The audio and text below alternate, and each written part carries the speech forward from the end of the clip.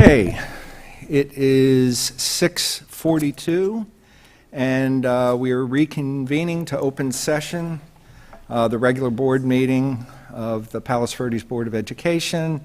Today's February 12th, 2015. And we will start by the Pledge of Allegiance. Ready? Begin. I pledge allegiance to the flag of the United States of America and to the republic for which it stands, one nation, under God, indivisible, with liberty and justice for all.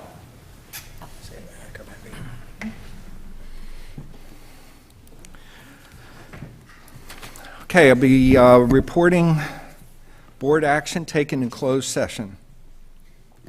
In closed session, the board took action to issue notices of release and non-reelection to temporary certificated employees identified by employee identification numbers pursuant to Education Code Section 44954, Section B, effective at the end of the 2014-15 school year, and directed the superintendent or designee to send out appropriate legal notices. So, the employees and their employee identification numbers are 0488 5693 0089 9323 1036 3773 3486 1180 8264 4083 6965 7201 5729 8808 9724 3973 1648 0409 3115 6343 7992 8169 1012 8251 5799 0870 4039 1765 4211 3016 2821 5401 8841 8942 1206 3095 0566 0067 5668 2570, who is a 40% employee, 7438 8444 9930 2284 0254 9982 6369 0028 2738 8296 8068 and 7757. The roll call vote was as follows: ayes 4, noes 0, no abstentions, and one member absent. Okay. Next, we have approval of tonight's agenda. Do I have a motion to approve? I move approval. Second. All those in favor? Aye. Okay. Board President announcements. First, I'll make the obvious announcement. I'm filling the role as Board President tonight because Larry Vandenbos is now the amazing bionic man. He now has a titanium hip as of yesterday, and I'm getting good reports from the hospital on him, and we wish him Godspeed and get well there, big fella. You'll be back playing volleyball in no time, so that's good news. Now, kindergarten and new student enrollment. Kindergarten new student enrollment for the 2015-16 school year begins February 2nd, 2015. All students who are new to the district for the 2015-16 school year will begin the two-step enrollment process by completing online enrollment at our website, PVPUSD.net. Students who will be 5 on or before December 2nd, 2015 are eligible to enroll in either the transitional kindergarten or kindergarten program. Parents are invited to district-wide kindergarten parent information meetings. Well, they were held on January the 27th and 28th, and I'm sure they had a great time. I got good reports about it. For details about other special events and new student enrollment at all grade levels, please visit the district website at pvpusd.net. Secondly, high school choice. All students entering 9th grade in fall 2015 must select their high school of attendance. Students may choose to attend either Palos Verdes High School or Palos Verdes Peninsula High School. Parents and students can make their selection by completing the high school choice application they received by mail and returning it by Wednesday, February 18th, next Wednesday, and applications are also available on the district website. Okay. Report of the superintendent. All right, thank you. I want to start tonight again by thanking our teachers for their efforts in conducting the math nights for parents, which have been very nicely attended. I had the opportunity to personally visit between our last meeting and this meeting, Mara Catalina and Vista Grande. In both cases, teachers were well prepared. Parents were engaged and not only listening to the presentations, but actually participating in the nights themselves and doing some of the exercises, not only some of the new strategies, but also including our CGI strategies, which are taking fire, especially through our elementary levels right now. So it's just been really nice, but that couldn't happen if our teachers weren't willing to come back at night to participate in something that's really making a difference for our community and helping to educate our parents. Next, I'd like to thank Trent for bringing Josh Oakes to us. And after attending his parent presentation, Trent and I were both at Merrill Est a couple nights ago. It's pretty clear that his information is hitting home as well. And the concept of our kids are interacting online, it's our goal to teach them how to do it. And I thought through that presentation, my favorite quote of the night is that we don't hide scissors in schools, we teach kids not to run with them. And it's kind of a nice parallel as we talk about how our kids interact online. Along those lines, multiple laws were recently passed related to internet safety and student privacy. And some of these laws are being lumped together when we talk about them. So we're hearing law X, Y, or Z is saying one thing, but really we're confusing several laws and lumping them together. Additionally, some of these laws need some additional clarification. So we have asked our longstanding partners from Capital Advisors to present to the board on February 26th on this particular issue and any other relevant legislation. So they will be here on February 26th, and again, they're in a great position to talk to the board and our community about what those laws do and do not do for us. At this point, I'd like to turn a little bit of time over to Trent for an update on this topic. Thanks, Don. Like Dr. Austin said, there's several laws out there that I think we need some additional clarification, some guidance with the Capital Advisors Group coming to the next meeting. They'll help provide some of that. And one of the things we also wanted to do is to provide some transparency, some more information to our community. What we've added to our website is a student privacy information page. It is an ongoing work in progress. Some of the first information that we posted so far is the California, the laws, links to those laws. so that people can have an opportunity to review them on their own, kind of get the gist of some of the summaries of what they have, the actual links that will give the complete information on the laws, as well as the timelines that they go into effect.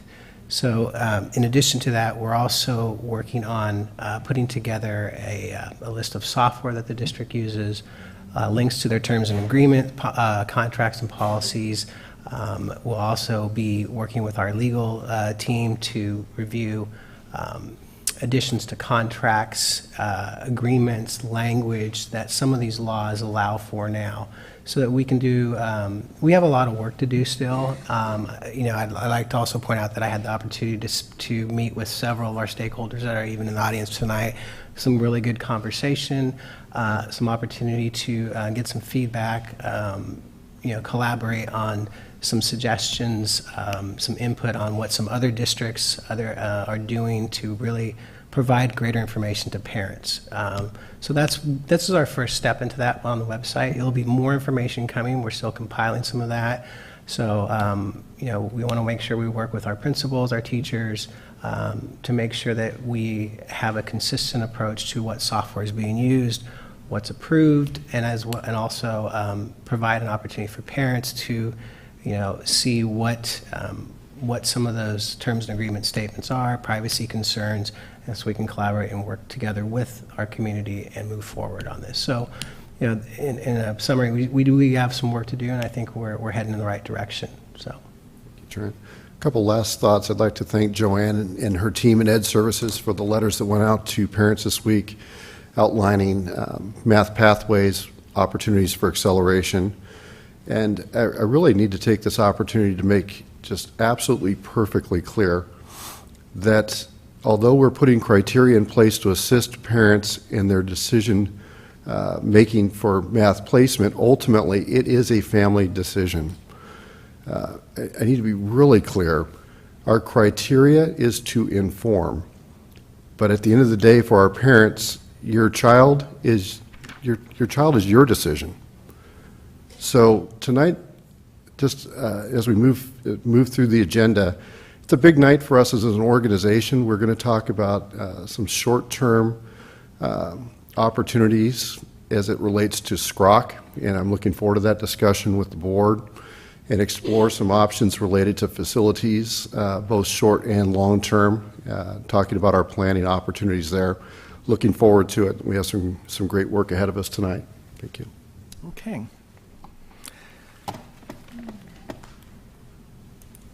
Okay, next we have public comment on non-agenda items. And I remind everybody that because it's not agendized, the board cannot engage in public discussion during this portion of the agenda due to the Ralph M. Brown Act. Okay, the first card I have is Barry Udis.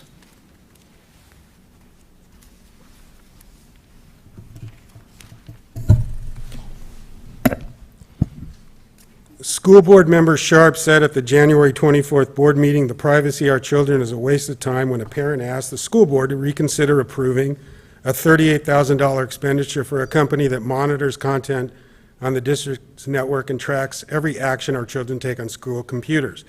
Sharp is the worst kind of politician. Not only is he arrogant, believing he is the smartest guy in the room, and any one of you who has attended a board meeting is well aware of his disdain for parents. He is also ignorant. The board and PVPUSD Assistant Superintendent of Technology, while discussing the expenditure and privacy issues, did not have the agreement with them. They had no idea what was in the agreement, no idea about the terms and conditions, no idea about the privacy policy. They approved spending $38,000 with no regard for our children's privacy based on zero information. The other board members did take a moment to consider inputting a sentence to not allow the vendor to sell or provide our children's information to any third party, but they were bullied by Sharp, who said that this is a good company. I did a web search. This is a waste of time. Sharp said a state law to protect our children's privacy is fine and we are wasting our time. This is false hope and ignorance. There are several issues with blind faith believing the state will protect our children. The first is that SB 1177, chapter covering the Student Online Personal Information Protecting Act, does not take effect until January 2016. If Sharp spent as much time reviewing the law as he did bloviating about his cocktail party dalliances, he would know this. The second issue with blind faith in state government is why would we rely on Sacramento when it is a simple fix to add verbiage to every district agreement that protects our children? Why is Sharp satisfied with leaving the protection of our children's privacy to the state when we can take care of it on a local level? This lack of concern by Sharp and the entire board, who voted 5-0 to approve this agreement, demonstrated a lack of due diligence. This was not a one-time occurrence, but a systemic problem which is repeated time and time again by this board and district. Unfortunately, if the board had Googled Martin Griffin before hiring him as chief academic officer, hundreds of thousands of dollars would have been saved. Grace Latogla would have been never hired, and Mira Catalina parents and children would have been spared the grief. The pay for substitute teachers was increased by $30 when the assistant superintendent of business services yelled out during a board meeting to the teacher union rep, "How much did we pay for subs last year?" She did not know, but with no cost analysis or budget consideration, it was approved by the board. And of course, paying for co-superintendent Walker Williams $300,000 to do nothing. It's time for the board to get serious and put the time into reviewing and doing due diligence when spending our money and protecting our children. At least have the agreements in front of you so it looks like you care. And maybe it's time for Board Member Sharp to step down for not representing the people he was elected to protect, especially our children. Okay, Marty Dowdell?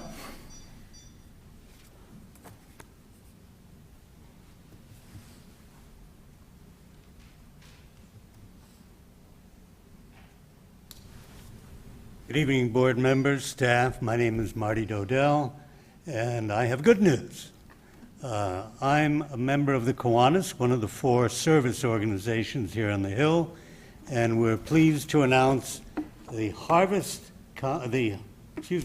Harmony concert scheduled at the Norris Theater on Tuesday, March 17th, St. Patty's Day. Those of you who might have attended last year's performance recognize that it was just a marvelous program made up of musicians, student musicians from both PV High School and Peninsula High School. I can't tell you what the program is going to be. That's under the discretion of Mr.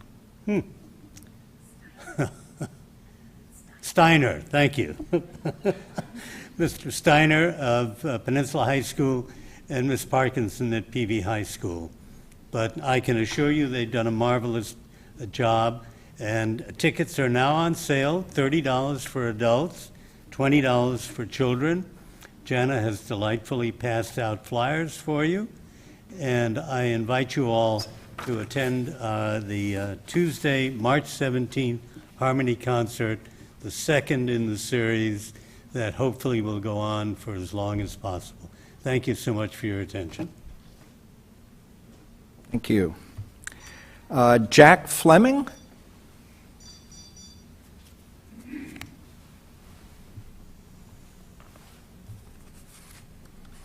Hello, thank you. My name is Jack Fleming. I'm with the Ladera Linda Homeowners Association.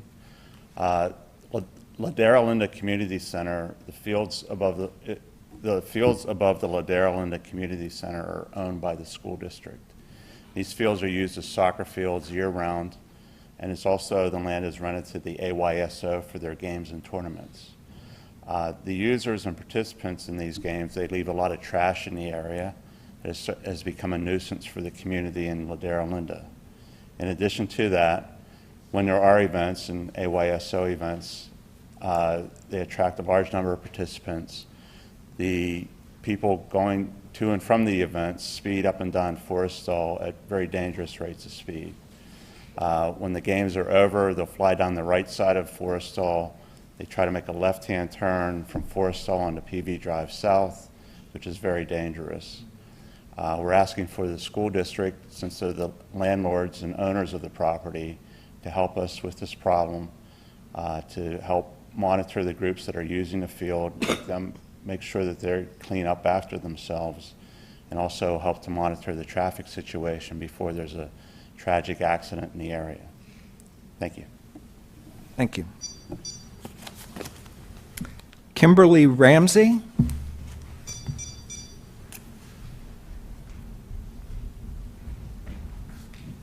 Good evening. Hi, I'm Kimberly. Thank you for your time. It has been quite a week. First, I learned that my stuff was stolen on Anthem, and then we got a bill for my husband's Covered California account. We have Anthem, not Covered California. I learned that my son was signed up on Microsoft 365 without my express permission to do his schoolwork. And while I love that teachers are embracing the new technologies so enthusiastically, and I realize that this is just the age in which we live, I'm concerned about the lack of policy, what seems, I mean, I'll go on and read Trent's page thoroughly, but then the other day, after all these other things had happened, my girlfriend showed me a screenshot when she went to sign on to Naviance. Somebody else was signed on her child's account. She showed me the name of the, obviously there's data breaches and such everywhere, but we've got to figure out a way to keep our kids' information safe. And there needs to be a policy in place that teachers can't just sign up I'm sorry, kids under the age of 13, which is against the policy of Class Dojo, for an example, to accept a kid signed up on that site without their parents' permission, which happened in the case of my kid who was 12. So I just encourage you to please really keep our kids' information as safe as possible. It's very important, and I think that we need to consider a Naviance opt-out for parents who are interested. Thank you. Thank you. Desiree Myers?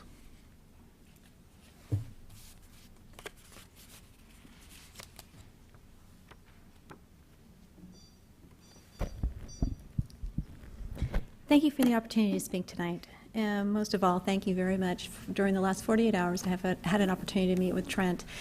He was fantastic. A lot of transparency, he really listened to what the issues were politically, legally, data-wise, everything. It was really a great discussion, and we're continuing it. Thank you. But there's still a lot to talk about, even though I can already see progress on transparency, which is one great thing. So I want to bring to your attention some of the issues. Several years ago, the federal FERPA law changed, which allows private student data to be shared without parental knowledge or permission. Since that time, a huge variety of apps from all over the world are now knocking on our teachers and admins' doors to use their apps. The apps make wild and crazy claims about changing student behavior to become further engaged without any proof, just a bunch of pretty pictures. These apps own all the data that's loaded into their database. They dictate any sharing and privacy policies they wish. In fact, they can eliminate their privacy policy tomorrow without even telling you anytime they want. These apps collect private student data, which is very valuable. The main asset of many of these companies is the student private database, which once loaded, the company can sell for the value of that database, and the new company does not have to offer anything in that privacy policy. I submitted a records request many months ago requesting any policies or procedures that required teachers and admins to receive district review and approval of using any new apps, or any requirements of the contents and protections in any privacy policies of these apps. The districts didn't have any, none. Today, parents can constantly hear about the new apps their kids are using, yet who's watching out for them? They trust us. We need to be worthy of that awesome responsibility. To date, we are not. How can we parents protect our children if we don't know the application databases their children's data is being loaded into, or what data is being loaded in, or who is it being shared with? Is Dojo being used for young children to publicly rate each other? That would be demoralizing to a child. Yet where is the district's policy that dictates how these applications can be used to the teachers? I submitted a records request for my daughter's information. If the district doesn't have an inventory of all the apps that the teachers are using, how can you legally give me back all my daughter's data if you don't even know all the places you put it and all the people your people have put it in? You can't comply with the law. Why doesn't the district place the parents in a position where they know where all their kids' data is going so the parents can opt out? PVP's U.S. current policy denies the parents the opportunity to even validate their children's private data. Recently, a letter went to the parents of all the IEP students, that's about 1,200, asking them about 150 very invasive and private questions about their children. Do they wet their bed, etc.? Is this being loaded into Pearson's database? If so, what's it being used for? The output of that database is a report that says whether or not the child's normal. Where's this data going? It can show up in a background check later on when they try to get a job or they try to get into college. Okay, thank you very much. Okay. Joan Davidson?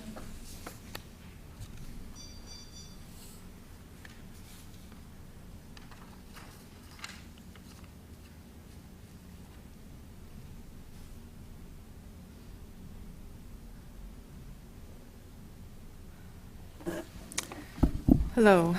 I wanted to address 2 points tonight, privacy locally and privacy at a national level.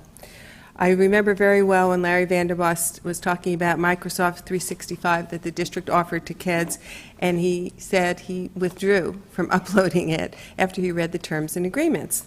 And he specifically said he wouldn't want his son's data going out into the world. So this board has made agreements with vendors and third parties to implement Common Core online services, purchase software licensing, perform smarter balance testing and teaching services, and not one of these so-called contracts, agreements, or memorandums of understanding can protect your child in this district because there's no firewall made to do so or ever heard of or yet created.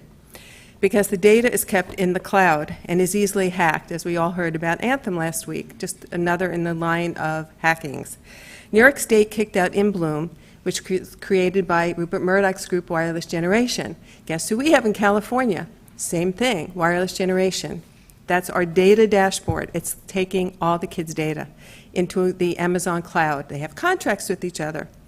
There's no lock strong enough to keep this kid's privacy because there are companies that have exemptions or exceptions from the federal government to call themselves researchers and or for evaluation purposes, audits, compliance with a court order, and audits. This is a quote from the Family Educational Act. So California is trying really hard, I guess, and they passed a bill 1177. Part of it takes place now, and some of it will take place a year from now. But what it doesn't do, for instance, it provides no notice to parents nor ability to correct, delete, or opt out their child's participation from data mining vendors. It sets no specific security or encryption standards.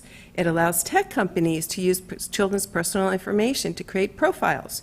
It allows tech companies to give this and share with service providers. It allows tech companies to redisclose this to other researchers. The very least, and I can go on, but I'm not, the very least this board can do is to include a privacy clause on every agreement you have, and that's what I was trying to get to get across the last time I was here. You need to make that effort for the children in this district. Secondly, at the federal level, which is way beyond you, beyond your scope, the federal government has preempted you. So they have the Family Education Rights and Privacy Act, called FERPA. So their exceptions are the part that hurts everybody.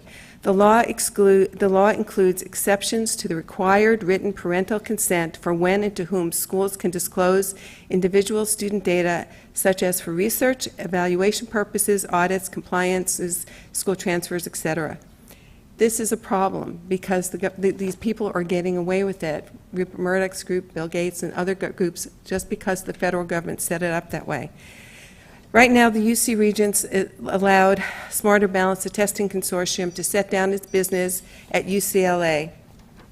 Mr. Hewlett of Hewlett-Packard now has a research center there. The data is going there. We don't know what's going to happen to it. So you've got two choices. You can either do nothing, or you can take an action, and we're asking you to take an action. We're asking you to put in a clause in every agreement to protect the kids in this district. Okay, thank you. Thank you. Okay, and then Sandra Valeri.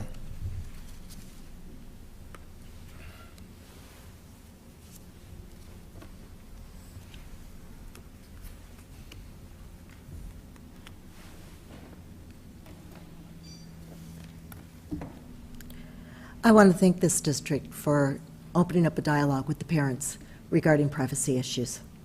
because for a long time, we were looked at as some crazy bunch of lunatics who thought there were concerns regarding privacy. And everyone thought we were on some fringe lunatic bandwagon. And I think now you're starting to see that we are, in fact, carrying on a discussion that's going on nationwide. And I really appreciate that now we are engaged in a very fruitful and productive dialogue. And I appreciate that. Thank you very much for opening us up and opening up the dialogue and listening to us and hearing us and letting it be a two-way conversation. I appreciate that. Thank you. And now on to my very favorite conversation, math and science pathways.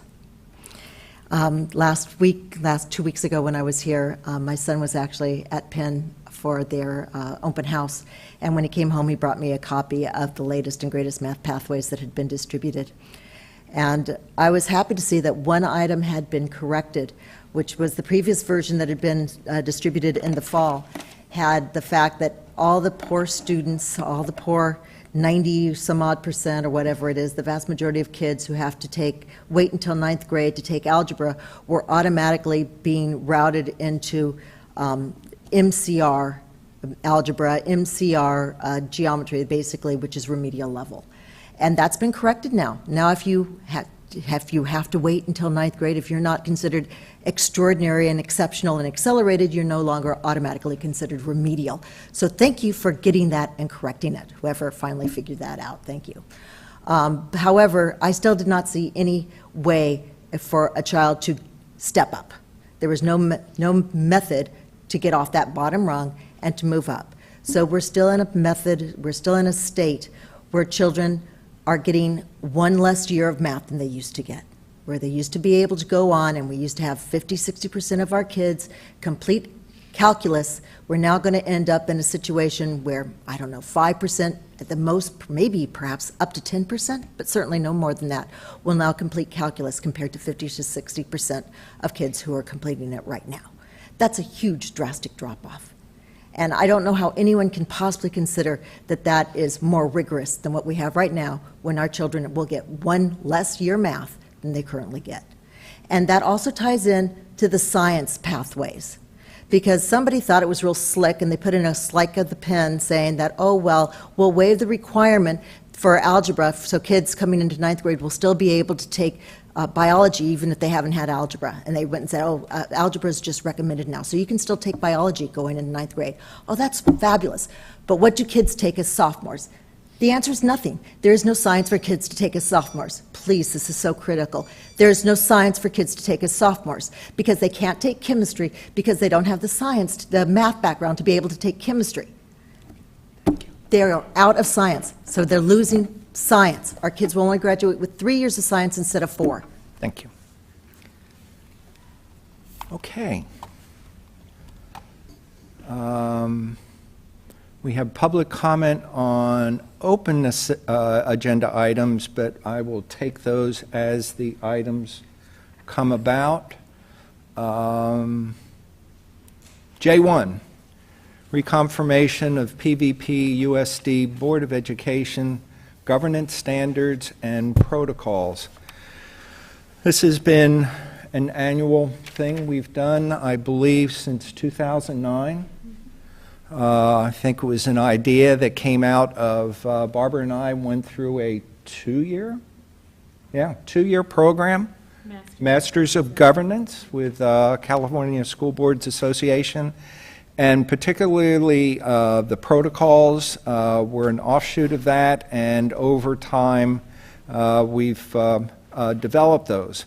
And they're also listed on the Board of Education webpage, so the public can be aware of the standards and the protocols. So we open up for discussion if there's any.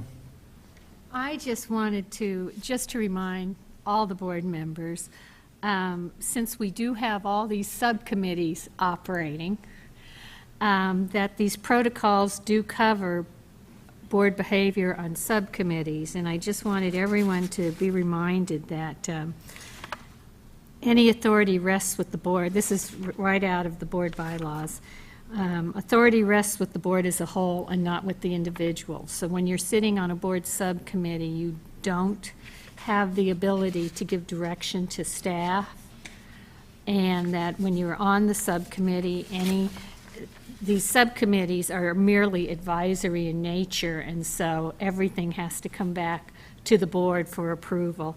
And then again in the exhibit, it says individual board members do not have authority, only the board as a whole has authority, and we agree that a board member will not take individual action. So if you're on a subcommittee and you have an opinion about something, you are absolutely free to express your own opinion, but you can't make representations that you represent the board unless, of course, you've been given direction by the board, and that could only happen at a regularly noticed board meeting. So I just think it's good to remember this as we go forward with these subcommittees. So. Okay. Anything else? No? Okay, so the action is to reconfirm board bylaw exhibit. Wait, before we do that, I do have a card. Joan Davidson, sorry.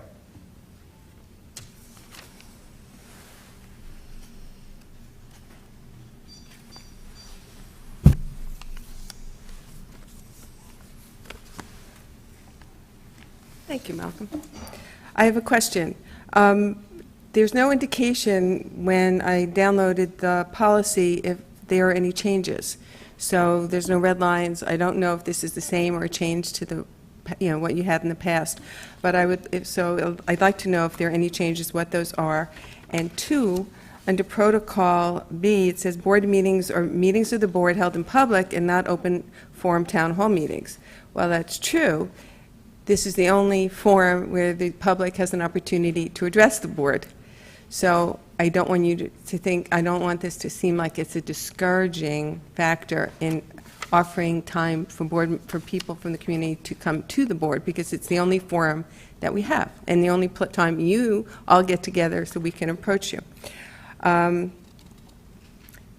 Protocol A, under suggestions by individual board members which require superintendent or staff actions requiring greater than 2 hours' time. I don't know if this is new or not, but certainly board members have rights to ask questions and get information from their staff because they have been voted into power and you are the governing board. So It's the 2 hour, it kind of got out of control, Joan. So is that what we had in the past? No, actually, it came from CSBA as a guideline, Okay. so we adopted All right. that. Joan, that's been in place for a long time. Okay, I was just because I was just reading it. Yeah. So I just thought that it would be nice if you could include something about under the protocol where it says board meetings or meetings of the board not held in public and not open forum town hall meetings. However, you encourage the community to come and express their opinions or have the opportunity to address the board. Something Right. that would be nice and encouraging. Thank you. Jan, along that line, the links that I saw to the bylaws, they weren't the most, even though we've revised, if you look at the dates on the revision of the links that are on the web page, it's not the most current one. I guess tonight's going to be the most current one with whatever action we take. So you may, either of you want to check that. I noticed that today. Okay, Sandra Valeri, about our protocols?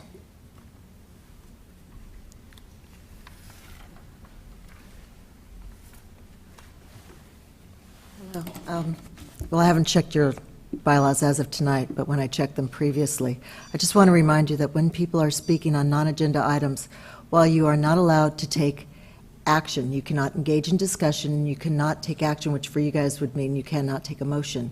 You are engaged, you are allowed per your bylaws to ask for a clarification. You can ask questions to those who are speaking. You are allowed to ask a member of staff to do a follow-up, and you are allowed to put an issue, if you find it interesting or compelling, on an agenda for a following item. You don't have to sit there like stone and say nothing or do nothing, because the Brown Act precludes you from no behavior whatsoever. Your bylaws allow you to have some limited engagement on non-agenda items when speakers speak to non-agenda items. So stated in your bylaws. I just wanted to remind you of that. Okay. Now, do we have a motion to reconfirm? So moved. Second? All those in favor? Aye. Aye. Opposed? And we have one absent.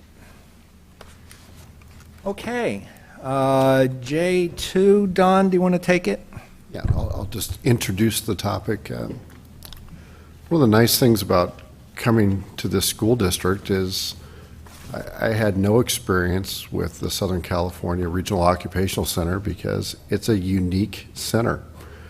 Only 2 in the entire state, and lucky enough for Miss Lucky to give me the tour and walk around. And we spent time since then in subcommittee meetings to talk about funding models to keep the center afloat and solid. And we think that what we have tonight is a proposal that, at least for the short term, will keep SCROC as we know it in good shape and continue to serve our students. But I'd like to turn this topic over to Barbara, and then finally to Lydia for just a little clarification of the financial implications of what we're considering. And then ultimately, we'll ask the board to send Barbara what we would call directed back to the SCROC board meeting. There's no action beyond that tonight.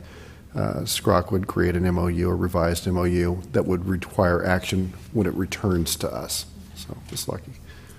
So anyway, well, as you know, I am the board's appointee to SCROC, or SoCal ROC, and I'm in my 6th year of doing this, but this is my second term of duty on SCROC, so I don't know, I don't know, remember how many years I've been on it. But anyway, what's happening now, because I've said this so many times to you, I'm sure you're going to start rolling your eyes and saying, oh my God, there she goes again.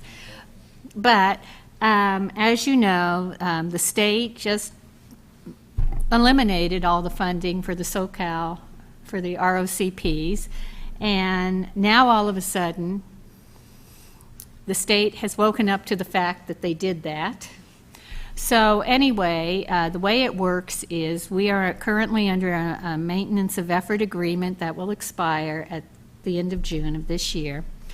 And because of that, we've had a subcommittee made up of members of the SCROC board. And remember, we have a representative from each school district. There are 6 school districts. And then we also have many superintendents on this subcommittee with us. And we have been working with trying to come up with a solution to continue the funding temporarily while we look for other ways of maintaining the center and the classes out at the school sites. So anyway, we've, as a group collectively, we've come up with this idea, which would be, yes, bless you. I got one of those colds too. That would continue the funding. We would take 50% of the CTE augmentation funds, donate that to SCROC for the next year to help run the center. And in the meantime, SCROC is applying for 2 grant opportunities, which have now, one has already been in the budget and one just showed up in the governor's proposed budget to continue funding for the organization. So anyway, the purpose tonight and the reason this item is on the agenda is because Don and I have another subcommittee meeting next week, and all the school districts were supposed to present the idea of the 50% of the CTE money for next year and tell the group whether it seemed like the board was in favor of that. And then if that was the case, then there would be, we don't know if it'll be a memorandum of understanding, an addendum, an amendment. There will be some sort of a legal document that will be drafted, which will say for 1 year only that the school districts agree to give SCROC 50% of their augmentation CTE money to keep them going for the next year. So that's the whole purpose of why this thing is here. And if anybody has any questions, I'm sure I can answer, or Don can answer, or Lydia can answer. We've been to enough meetings now. We're all kind of experts in this. Just to remind the public, the 6 school districts other than ourselves, the other 5? Okay, El Segundo, Manhattan Beach, Redondo Beach, Torrance, Inglewood, and us. I passed the test. And Barbara, what was the, obviously, since you're on a subcommittee and you do not speak for the board, but yet are there as a representative of us, and then come back and report, what was the general consensus from the board members and the superintendents that were there on this General strategy? consensus now, not everyone had gone, everyone has been talking to their Sure. boards in generalities. And the feeling was that most of the boards would be supportive of it. The only question mark, actually, is Inglewood, and that is because Inglewood is under a state trustee, and that means that the Inglewood Board has absolutely zero authority to make any financial decisions, and all of those financial decisions for Inglewood are made up in Sacramento.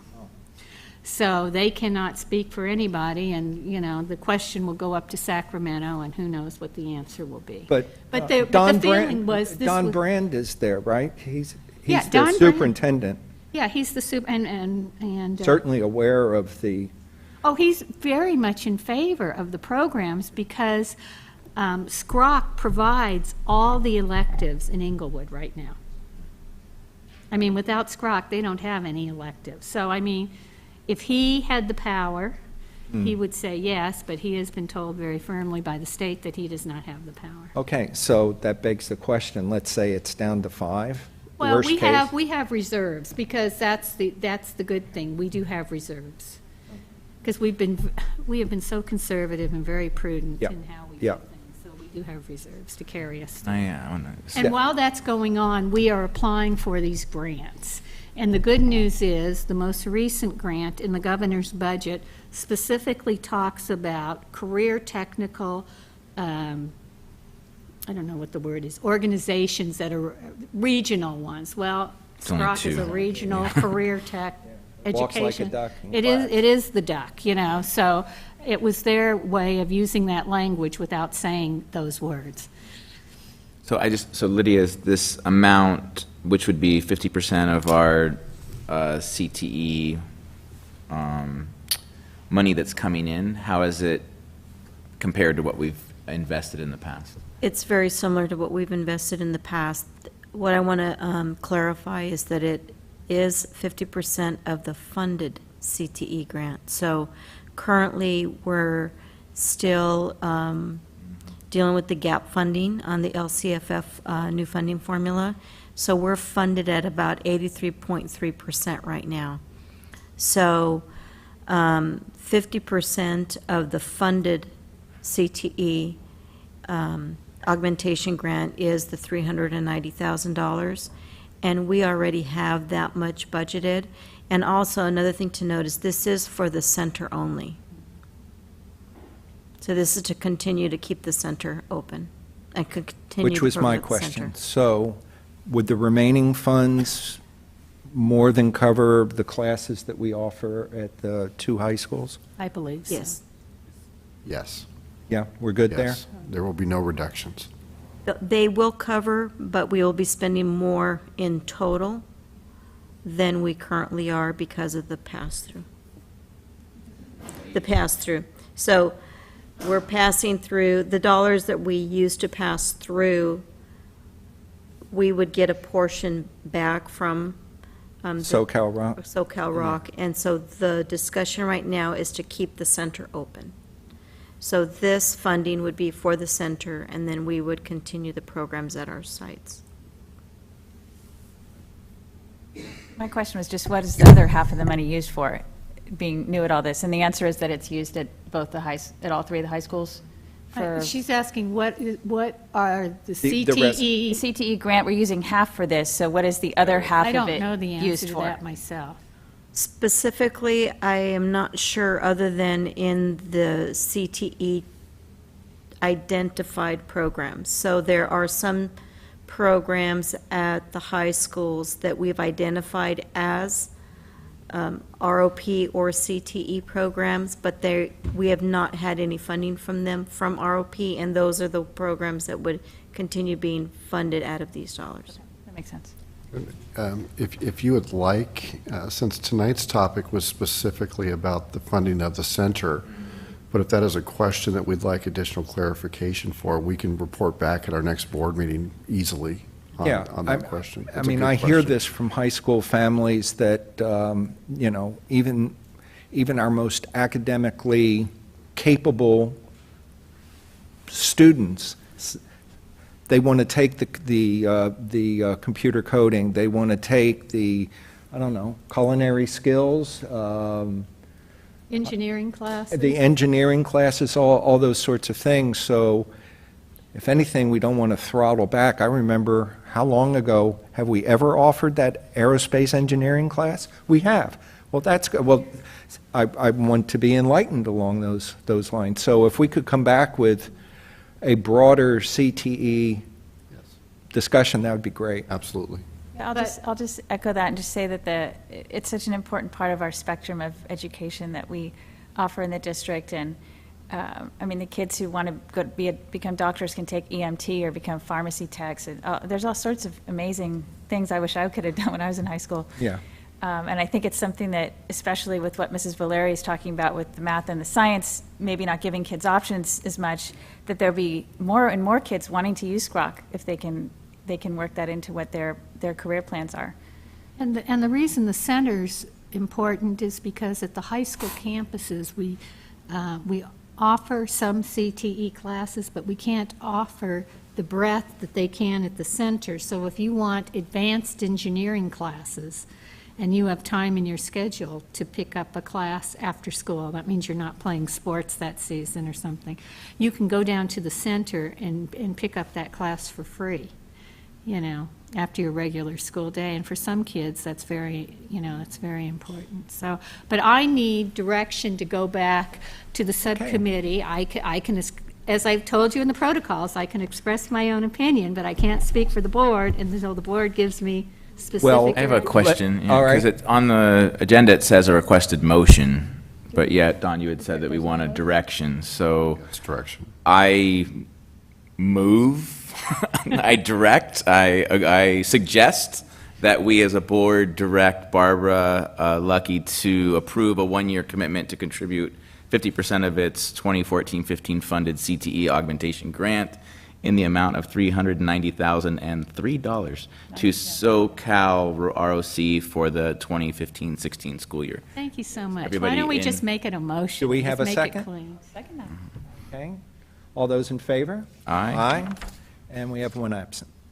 Thank you very much. Got that? I have And clear when is direction. your meeting? It's next Tuesday, I think. Every month now we have these meetings. Yes. I would like to thank both Barbara and Dawn, and this has been a lot of work, and there was a time at which we weren't quite sure whether it was going to exist 3 months from now. So the fact that you guys have been working hard along with the collective and our JPA, I think is, so thank you guys. Thank you so much. I appreciate it. Okay. Okay, moving right along, item J3, 2014-15 district goals. Mr. Sharp, just thinking about the structure of our district, and as we start to talk about organizational clarity and really making sure that everything we do aligns with board priorities and board vision, looking at the district goals, the district goals all make sense, and they make sense for the time that they were created, and they address things that needed addressing. My opinion for discussion is that as we move into a world increasingly more tied to the local control accountability plan, so the LCAP, that our current district goals are not providing enough guidance to the LCAP work.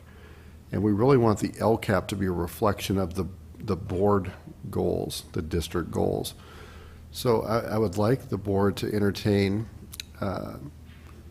tabling this item for tonight with the thought of holding a study session with the board members once Larry is able to return, spending some extended time on this topic and working through a process that could provide a guiding document that we could use for LCAP and beyond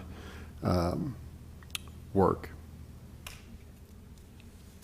Okay, well, let's see, the only action was that we were going to be reviewing we've reviewed, so we can just move on from there. Well, actually, I think that's a very good idea to have a study session with the full board and to have Absolutely. so it would be a one-topic study session, correct? Single topic. Yeah, single topic. So that would be good. So then we can kind of flesh out where everybody is and what everyone wants. And certainly, I do believe that the board goals should be driving the LCAP Okay, and absolutely. not the other way around. Right, yeah. You know, so that would be very helpful. And again, the LCAP has 6 specific areas? It has 8 areas. 6 of them lend themselves pretty nicely to board goals Okay. under 3 main categories. Okay. All right, everybody? It's a great idea. Okay, well, we're going to try to see when the big fellow with the bionic hip is going to be ready to roll. I'm assuming there is a time sensitivity issue on Yeah. this because of so we need a Okay. backwards map in some ways, right? I would suggest if we can calendar, not now, but when we have all 5 available to discuss. Well, we could March. think positively that March, March. if nothing else, we could Yes. get a wheelbarrow and push them in. Absolutely. Thank you. Okay, very good. J4, this is an update on proposed district construction and modernization program. I do have one card on this, and I'm going to call that person now. This is Dr. Jeannie Hahn. Hello, I'm Jeannie Hahn, and I'm here representing Ridgecrest Intermediate School. And first of all, I'd like to thank the district for being very proactive in the issue of air conditioning for our school. You might not know this, but Ridgecrest is one of the hottest schools on the hill. And on very hot days, sometimes some of our classrooms reach over 90 degrees for our students and our staff, and it can be very unhealthy. But this year, we'd like to thank the district because they have taken a very proactive stance with our school in the sense of having a lot of on-site visits on trying to solve this issue that we have. We know that the long-term goal and the long-term thing that the parents at Ridgecrest would like would be air conditioning, but at this point, we know that that cannot happen in a quick manner. So we really appreciate the fact that the district is coming and working with us for solutions. And as you know, that the high temperature in the classroom is a big concern for many parents, that we've had an increase in nosebleeds for our students, and that students have been coming home exhausted. As you can imagine, classrooms, not all the classrooms, but some of the classrooms with such high temperatures can be very unhealthy for kids. So I know that J4, we're talking about the air conditioning issues at Ridgecrest, and we hope that the board will approve that, and that for, I think, the NPR and the library, if I'm right, I'm not sure exactly what's for air conditioning, but it's very important because we need cooling centers or areas when on hot days we could shuttle our kids to go and cool down, and that's very important to us. But I also would like to say that I would really like to thank Louis Herbert because he has been working with our school and he has come and met with our parents. I know that he's been super busy on the Hill, but he has been more than gracious to come and answer all my emails, even though they've been quite a bit. And we feel, because of his interaction with our school, we feel much better about the progress that we've been making with the district. And I think when we work together, the school and the district work together, many wonderful things can happen. And also it makes parents very happy to know that we are progressing toward a goal that we all together. So for J4, I hope you really consider the importance of air conditioning for Ridgecrest, because for our school, it's very important. And I will have to say that I'm also a member of the air conditioning task force at our school currently. And that's one of the reasons why I'm here. More people would have come, but they all left town. It's just basically me and my family this weekend here. So that's one of the reasons I'm here, because more did plan to come, but they all left. So thank you so much. And once again, I'd like to thank Dr. Austin and Louis for all the stuff they're doing for our school at Ridgecrest. Thank you. Okay, do you want to lead? Who's going to lean us into Ready this? to go. You're ready to roll. All right. I'm going to ask Kathy and Aileen to join me. And I don't think you know the new addition to the Fiscal Services Department. Aileen Smith-Suvan has joined us. She is the Assistant Director of Fiscal Services. and as such, she has taken on the role of the facilities accounting. So this is her first board meeting where she'll be joining us tonight. She is a tad nervous, so we'll, Because of us. So I'm going to just, let me give it a minute to come up.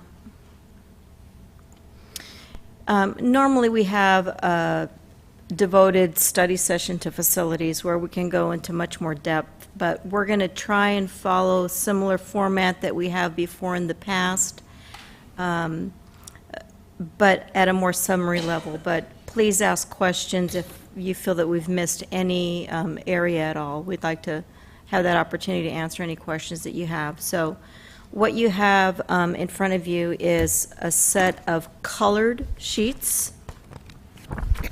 They are the same here they come. They're the same exhibits that are on the agenda. However, in the past, just like we've done before, we color code them so it's a lot easier for us to have you reference the green sheet, the yellow sheet, or the pink sheet rather than look for exhibit A, B, or C. So, Exhibits are attachments on the Yes, public they are. agenda? Yes, they Okay. are. All 5 of them? All Okay. of them. And so at this point, we're going to spend a little time on this one slide, and I'm going to give Aileen the opportunity to review these spreadsheets that tie to the numbers that are right up here on the slide. So Aileen? If you can please turn to the green page, Exhibit A. This shows the current fund balance in each of our facilities funds. We have listed the current cash balance and the potential additional revenue for the remainder of the school year. And I've turned to the pink page, So Exhibit. before you do that, I just have a question on the green page. And the California Clean Energy Jobs Act, which is Prop 39, is new to me. So my question is that money restricted for particular clean energy, or is it unrestricted money that can be used for any purpose? It actually is just specific to energy projects, and if you remember about 2 months ago, Louis, did we bring Wilden? We approved consultant Wilden, who is doing the energy audit. We've received the first portion of the energy monies, about $137,000. And so that money is paying for the consultant to do the energy audit. And then once they identify the projects, they're going to help us submit the applications to the state.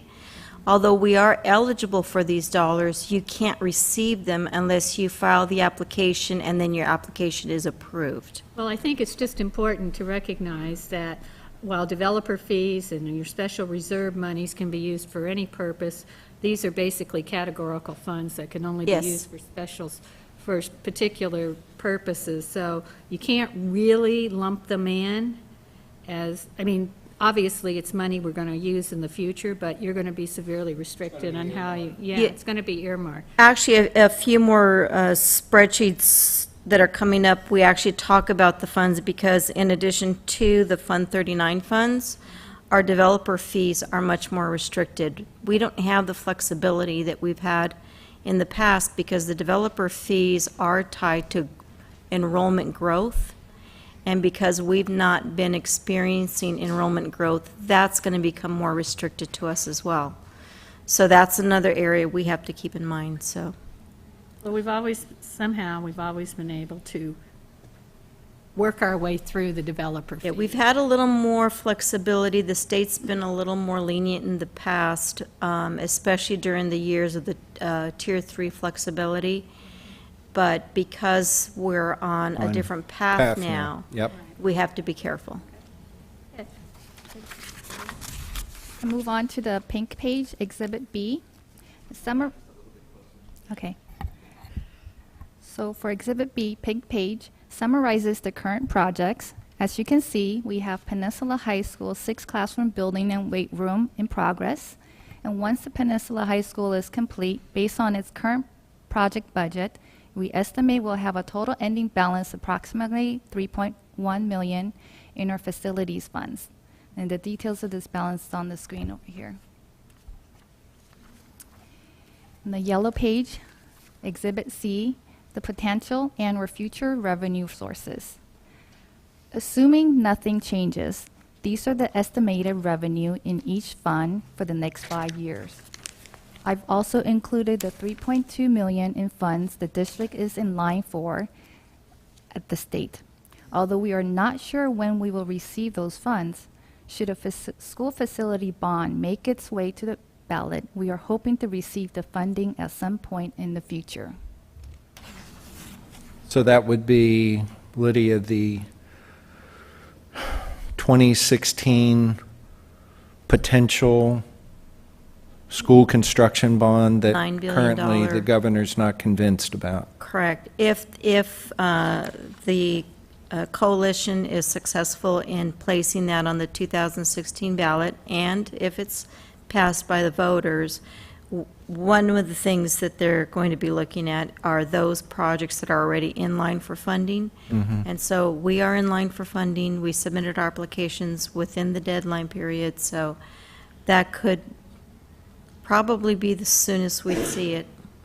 But that unknown date should be like bolded, right? I mean, it really Yeah, is. it's Hey, just truly know unknown. we're in line. If the stars align for the governor Correct. and multiple variables fall into place, there is an outside chance that at some Right. point, from a state bond measure, the money could come in. Otherwise, we should just be operating on what we know is coming. Correct.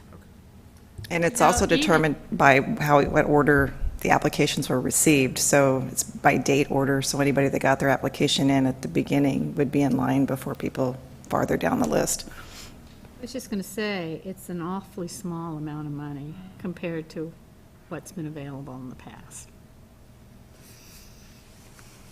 That's all. The 3.2. Yeah. So on the yellow sheet, then, really, it It's shouldn't be this. 4.3. Yes, exactly. Okay.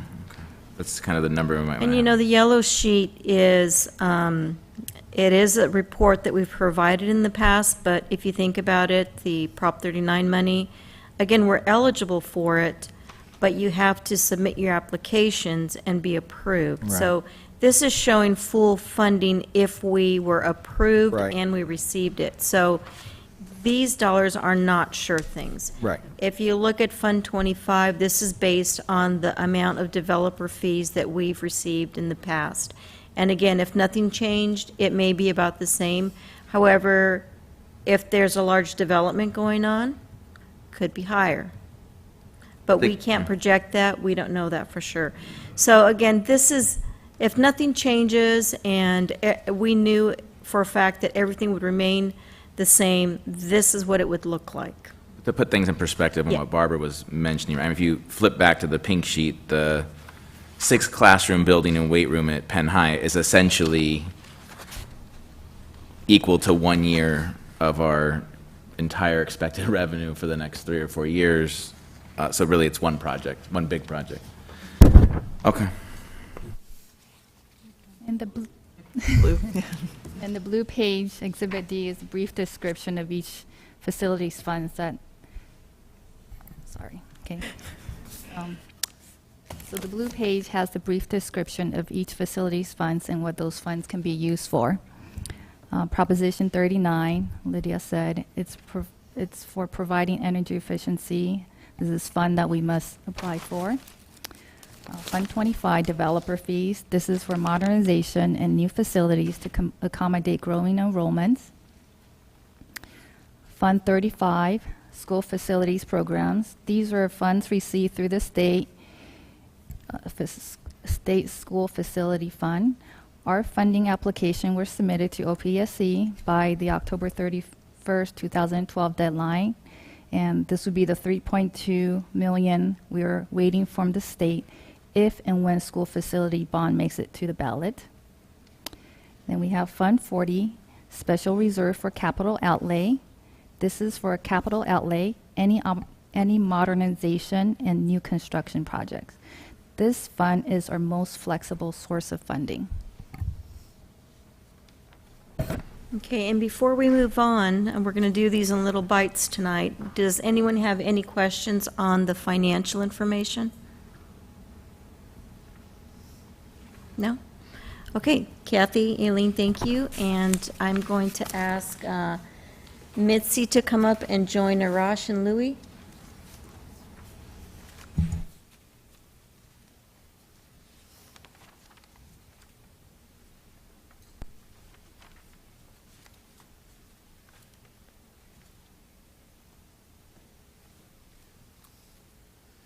We're going to talk about the status of the Peninsula High School sixth classroom and weight room building.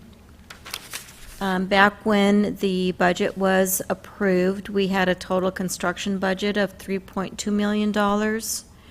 We had soft costs that were about $1.1 million.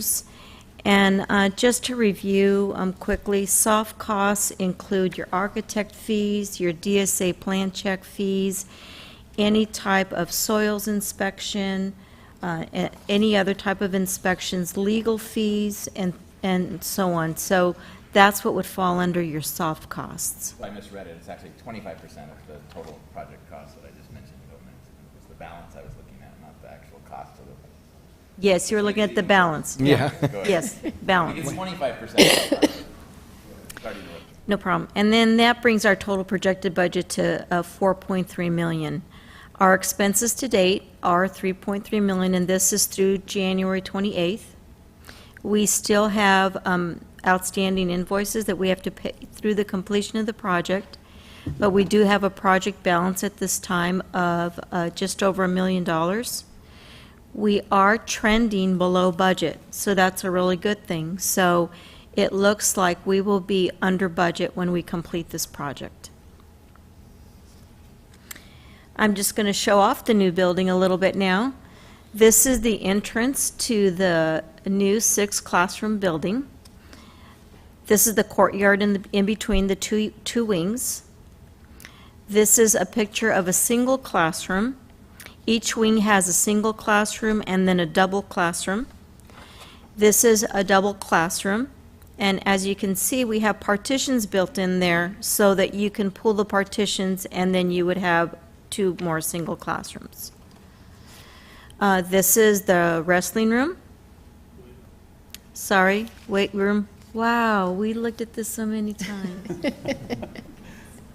I hope they don't Wow. wrestle in. Mike Liebig, don't let Mike Liebig see this. Whoa, I am so sorry. This is the weight room. weight room. They start with the Inside of the W. weight room. Wrestling. If you're dyslexic, like me, you would read it. That way. Wrestling. We had so many eyes on this. Okay. This is the new basketball courts. And then this is just a shot of the weight room. Oh, look, it's right on this screen. The weight room and the sixth classroom building.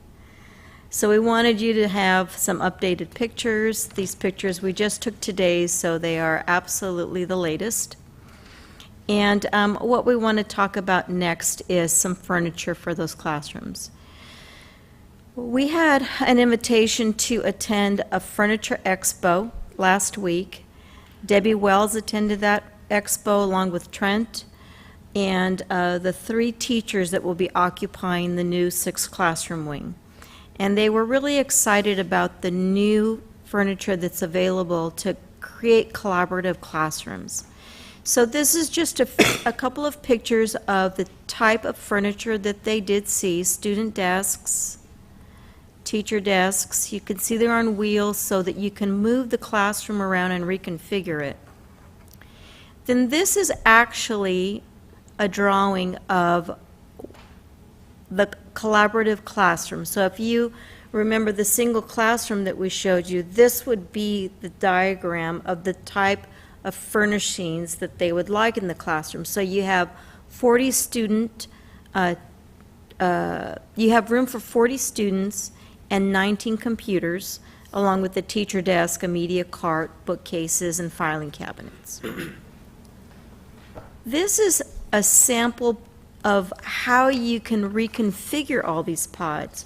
So if you look at this example here, this is the shape that they're looking at, the waves and the circles.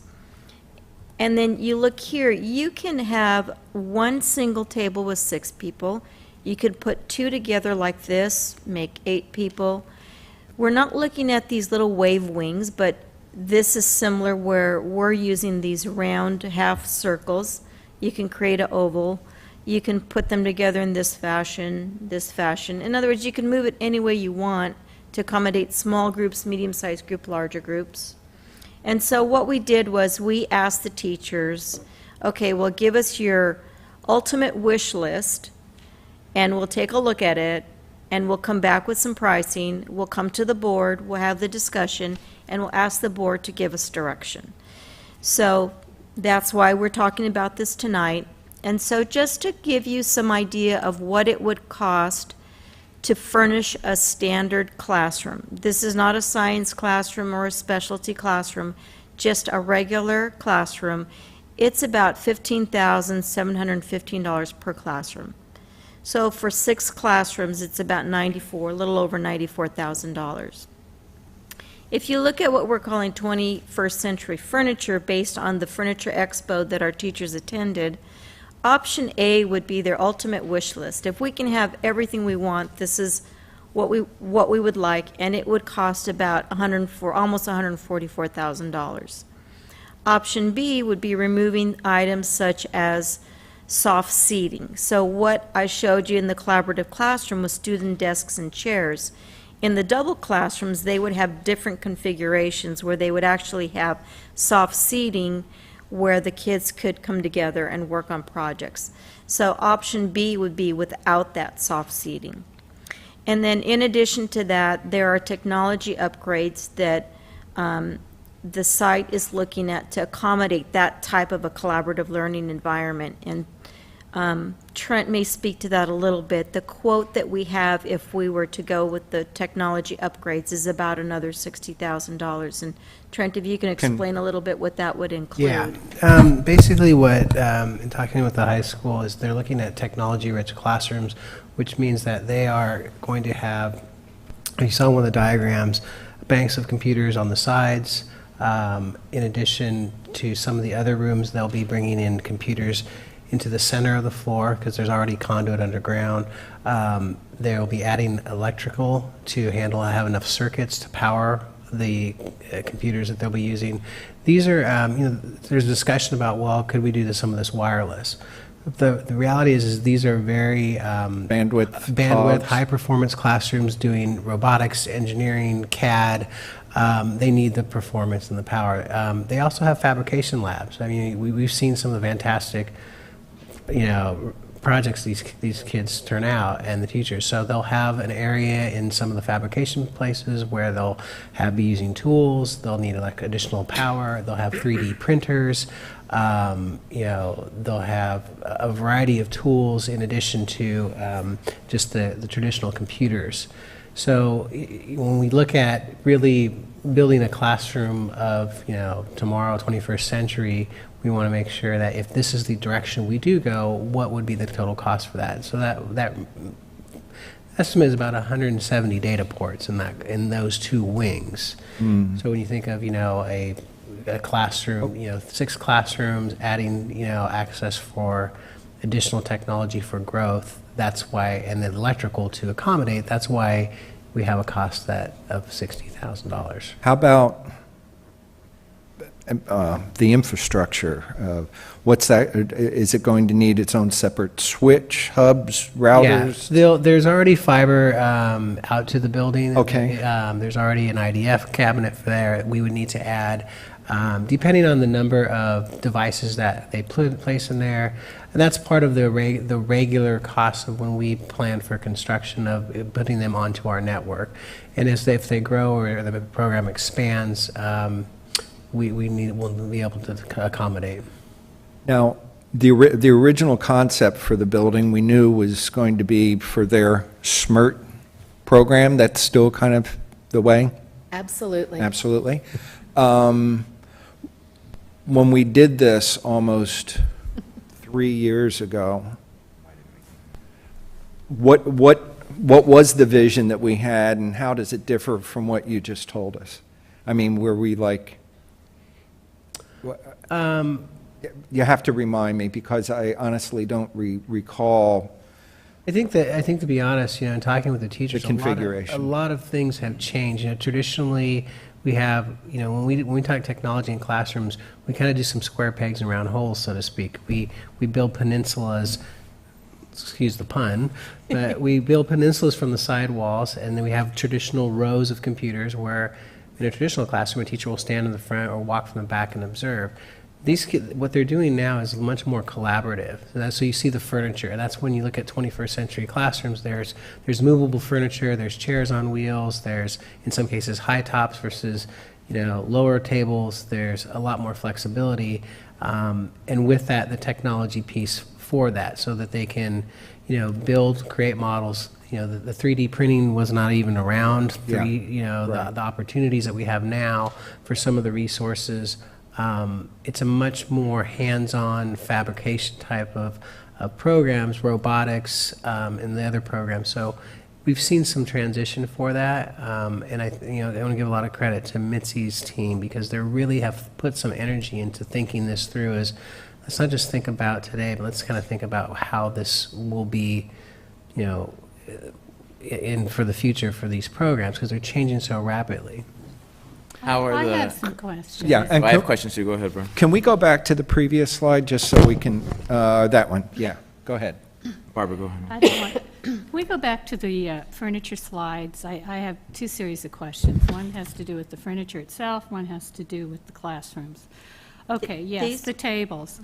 I've worked in school district and worked very closely with the business department and the purchasing department. And one of the things that I learned working for a school district is that when you buy furniture, when you buy furniture, you're not buying for just this generation, you're buying for the next generation. You buy sturdy furniture. You buy furniture that's going to last. Okay? I've heard you talk about you can do all these great configurations and this, that, and the other. But as I look at that furniture, does that look sturdy to you? I mean, does that look like it's going to hold up for... In Long Beach, we bought for 30 years. That was the time frame for which we bought things. I know, of course, computers don't last for 30 years, but certainly I would hope the furniture would be something that is sturdy, that it's going to last for a while. Did anyone think about that when you were being mesmerized by the salespeople you were talking to? Yeah, I think there's when I was at the Furniture Expo with the staff. There's a lot of consideration to looking at. For me, it was like, okay, how's this going to work with facilities in terms of custodial? It's great that you have, furniture. If you look at the chairs, what's nice, those chairs actually sit on top of the tables. You can slide the ones up, so for cleaning purposes. When you talk about casters and things of moving, plastic's not going to last a long time. So those are the considerations to look at to say, do we have sturdy, if you have chairs that are going to be mobile and be able to move around the classroom, are they built with some type of heavy duty so that we don't have casters breaking off, pieces coming off.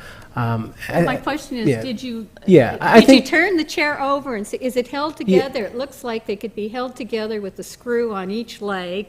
And, it falls apart and, the screws come undone and it's falling apart in 2 years and you're going to have your custodians continually putting, screwing these things in. So the durability is certainly a factor. Really a huge thing. Yeah. And you need, before you purchase any piece of furniture, you've got to test it. Right. And you talked about soft seats and soft, comfortable seats and then the regular seats. Well, if it's a soft, comfortable seat, is it one that's, got a real thin veneer top and it's got a little foam underneath and, all it takes is a couple of kids with a sharp pen or pencil in their pocket and there you've got, I don't know. But it seems to me that's something you have to look at before you make any decision. And that's durability. And if you've got moving parts, you've got moving parts that break. Right. That's the reality. And if you're going to set up a future fund to, replace all those moving parts and soft seats, that's one thing, but really, you've got to be practical. You don't want to be replacing these things in 5 years. So can I shift a little bit? I think Barbara's point is well taken. We're obviously going to try to find the most durable furniture we can. Let's pretend that happens for now so I can move to the kind of this pedagogical, philosophical conversation in terms of what does a 21st century classroom look like? I recently had a small grant to create a science lab in an elementary school in LAUSD. And there was a rush. I had to get the grant finished, and essentially we built a phenomenal science lab. I would argue we built a phenomenal 20th century science lab. I even told the principal, I'm like, when I look at it, it looks great and it's very functional and the students like it, but I don't quite know whether we really did our due diligence because of the time that I would have liked to have thought through what this might look like. So I'm excited that there's just the idea that the physical space of a classroom affects learning and that we're having conversations about it, whether it's wavy ends or it creates an oval or it's a 6-person to 1. So for me, that's exciting. I do also wonder, one, what it will look like at this site, and I'm also curious about how the other sites that have very phenomenal, pivot programs, how are they configuring their spaces based on the fact that the buildings might have been built a little bit earlier and we didn't have this furniture? And secondly, how are they dealing with this whole a $60,000 technology issue? Because they're going to have the same needs around printing. I don't want to convolute them, but I want to know how we're making ends meet at other spaces that were built before this one.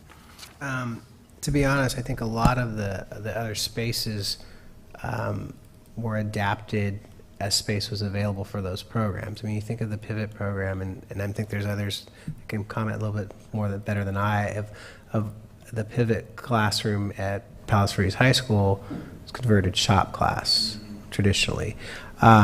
So it has gone through some modernization over going back to the early days of the DARPA program, where they had a car in there. There's other considerations. We've got solar boats now. We've got, to be honest, we don't really have classrooms that are specifically designed for some of the things that have changed. We've had to modify, adjust to take into consideration flat workspaces. Like if you go to the intermediate school over at PVIS, the teachers have been very creative in creating those fabrication labs for students. They're kind of making spaces out of what was a traditional classroom into a more applicable classroom for the learning environment, where they're using maybe tools or they're creating projects or building things. So I don't think we really have that perfect model at this point, but I think this is our first attempt to really kind of address those concerns of how can we build a classroom that is going to address those concerns for 21st century and build and do that. And I think even talking with our architect, that's something as we move forward and look at other projects, things like roll-up doors, things like sinks. Which I think we talked about at one point for even this building. So there's a lot of those other pieces. I think when you say, let's look at, really think some of that through for future construction projects, we definitely need to address that because the learning environment is changing, like you said. So for the 60,000, Trent. Yeah.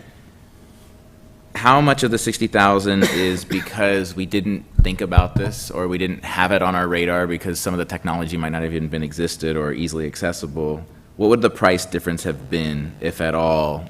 The traditional classroom, we ran the traditional data ports, video for projector, teacher, telephone, those types of things. Where the cost is coming in is we're putting in, we're running wire molds to accommodate that volume of cables that are going to put in 20 drops on one side of the classroom, 10 on another. So that's where it's coming into is. Copper is extremely expensive. I get it, the number. So it's the number of that. But but my question is, if we would have done this at the beginning, is there some sort of cost benefit where it wouldn't be 60,000? Yeah, I think, Louis and I had those conversations. If, you can do some of that stuff when walls are open and it's less expensive to run some of that stuff, absolutely. The exact cost breakdown, A third of it's power, electrical, the rest is data. right. So I think we, We had to bring extra power in. We upgraded a panel to support the extra. Midway through the project, or not even midway, quarter of the way through the project, we were getting this input from the school, Sure. so it kind of morphed into the discussion we're Okay, having now. time out right now. I'm following up on you, Tony, so I'm going to give it back to you. But- Okay, I will take it when you're ready. Okay, we'll come. I remember when we did this project, however many years ago, and we okayed 6, what I call vanilla classrooms, okay? 6 vanilla classrooms, basic classrooms that you could put a Spanish class in, a math class, an English class. There was nothing specialized about these classrooms. And we poured over the plans with Arash, you were there, the architect, Wade Frazier was there, I think Louis, you were there, and that's what we approved. And we had a budget for that, okay? I feel like I'm coming in to the middle of a conversation where I'm getting the impression that the project has morphed into something other than what we approved 3 years ago or whatever. I mean, you're talking about additional portals and this, that, and the other. I don't know what are these classrooms for? Well, I have a different recollection. Well, We were talking about this being the SMERT building from the get-go, Barbara. When we said we're going to have, and Wade showed us the fact that we could take 3 classrooms and have a wall that could be moved so you could make a large classroom. It was a function. It was a function of this technology collaboration. When we had a discussion about, if you build a boat in this, are we going to have a roll-up door? And that conversation. Yeah, but the boat doesn't require the technology. It's a boat that floats. I mean, I recall the boat. No, but it had to do, Barbara, with technology from the get-go. I don't Tony- remember it that way. And that's why I'm concerned, because now you're talking about adding additional technology, because apparently there are things we didn't think about back then when we approved Well, they it. didn't exist. Okay, Are you handing Tony. it back off to me, Bar? Now I'm handing, but I feel like it's taken a life of its own, and the train's left the station, and I'm still with the 6 vanilla classrooms. Do you want to? Yeah. Okay. Would you like me to give you some clarification on that? I'm sorry, I have a cold. I do too. So. Yeah, I know, everybody has it. We always knew that we wanted it to be SMERT, but we wanted to, with the funding, we wanted 2 classrooms. And we wanted the weight room and we wanted the classrooms. Right. And we knew that we weren't going to get all the bells and whistles in either of them. There's nothing that's going into the weight room. We are completely funding that, from the floor to all of the equipment. And in this room, we knew that it was going to be the basics. And so that's why in the project, we did invest of site money, $11,000 to add all of the electricity to it. Everything is all set with the wiring ready to be dropped. The $60,000 is for the connectivity, and we are fully able to pay for that out of monies at Peninsula High School that I have set aside. And then, Well, it's nice for you to share. It hasn't come forward from and the staff. and We're the talking furniture about it tonight. It's in a future slide. and the furniture. In regards to the furniture, we have checked the ratings of it through BIFMA, which is a website that rates all of the office-type furnitures, and these have a very high rating. We have just been through this with the library. I don't know if any of you have seen the new library and the furniture, and with an architect, Christy Van Cleef, who does business in large companies and libraries and things. She told us about the durability, and the things that we have put in the library are movable and comfortable seats and similar to this. And they've been rated as very durable, and they were her recommendation. So we can check every piece of furniture on Well, BIFMA. just check everything yourself, even if Yeah. it's rated well. Stand on it, kick it, Yeah, turn it around, and I make agree. sure that high school boys, A- you know, are absolutely. going to kill the stuff. Yeah. It's not going to collapse, or, you know, I'm serious, because I agree. we don't need that. Okay, So can there- I- I'm gonna yeah, now I'm gonna go back. go back to Tony. So I'll go full circle here, and let's say both realities are real. Let's say actually at one point it was going to be Smyrna, another point it was going to be Vanilla. Because my point about me bringing up the fact that I've gone through this on a very small scale with this lab is, let's just say we didn't know, right? We just didn't have this on our, we had some ideas, but we didn't know what the cost would be, and now they're here. What I'm trying to figure out is not where's this 60,000 coming from and how come we didn't do it. I'm more trying to figure out, one, why we need it for this space, how much of it we need to build into our future projects, because is this unique because it's SMERT, or is this just the way things are going to be, and we have underestimated the technology needs we're going to need in all of our classrooms. And then let's say it was a vanilla building to start, but actually right now we would be silly not to at least have a dialogue about how we make sure it is the best possible classroom structure we have. So that's where my questions are coming from, because I want to make sure we're moving forward, and I understand the costs. One, because clearly I'm assuming we're either going to be considering it or the school's going to be considering it, but if we want a state-of-the-art 21st century room that is for a technology program, we're going to have to think. So can somebody just tell me a number, if we would have dropped the connectivity that we needed beforehand, even just a guesstimate, what it might have been versus now trying to do it after it's kind of built?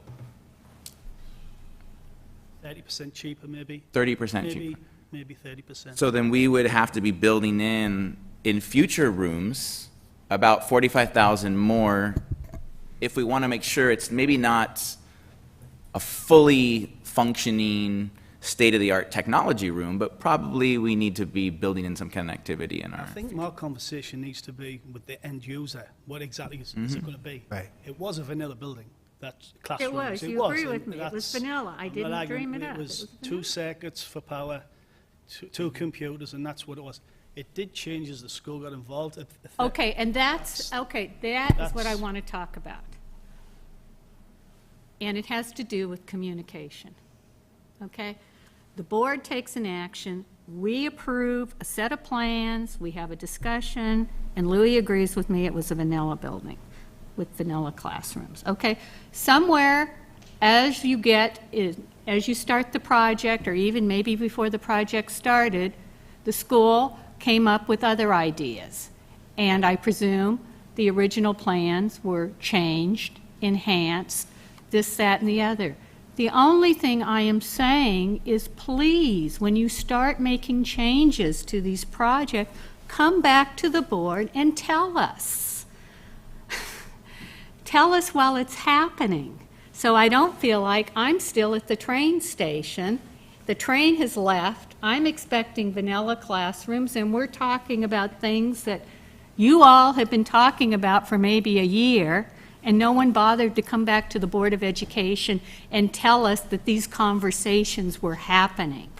That's what I'm talking about. So it sounds like it's a process issue, It's Barbara, a- right? It's yeah, not, it's a and it's not process just on issue. this site, right? There we have examples No, it's around. an issue throughout the district, and I know the high school can't come to us directly unless they go through the administrative staff in the central office, but you need to come to us. We approved something, and it got changed, and you need more bells and whistles, and I understand you need more bells and whistles, but come and tell us while you're doing it, because we've got a change order on here. I don't know if that has anything to do with the new bells and whistles that you needed, but you need to tell us that. And Louis, you're on staff. Lydia, you're on staff. You're here. You need to come to us with a board agenda that says we just want, and don't send another update out. It needs to be at a board meeting, where it's properly agendized, and then we'll just talk about it. And 99.9% of the time, you will get the blessing of the board. But this is kind of a surprise. So clearly there's a process issue. Can I ask that we move to the next slide so I can kind of understand what we're actually being asked for tonight? Because clearly there's things we need to discuss about how projects like this evolve and morph. But I'm also not quite exactly clear what you would like us to consider for this particular evolution. So I'm on the slide. Maybe we should ask what you've done already to change the plans. Why don't you just tell us that, and then what else do you need?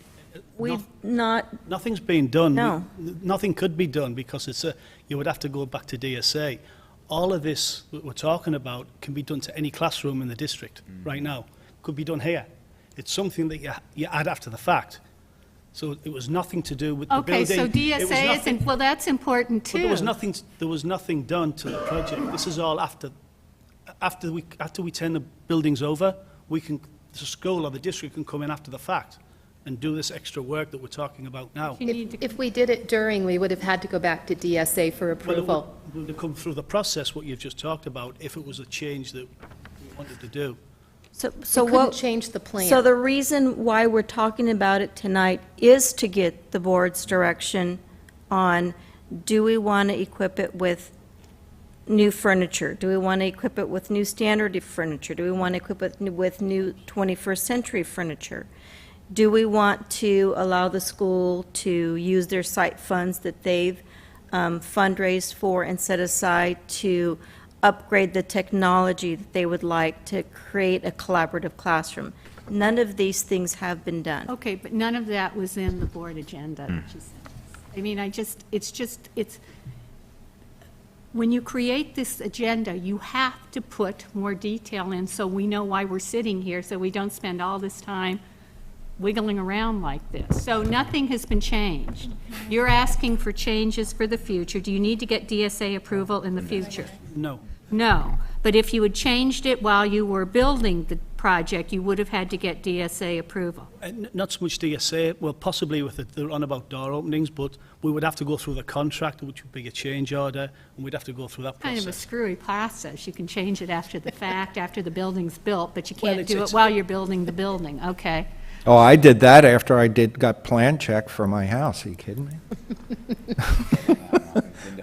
Statue of Liberty. Linda, Hi. please. So this is all new for me.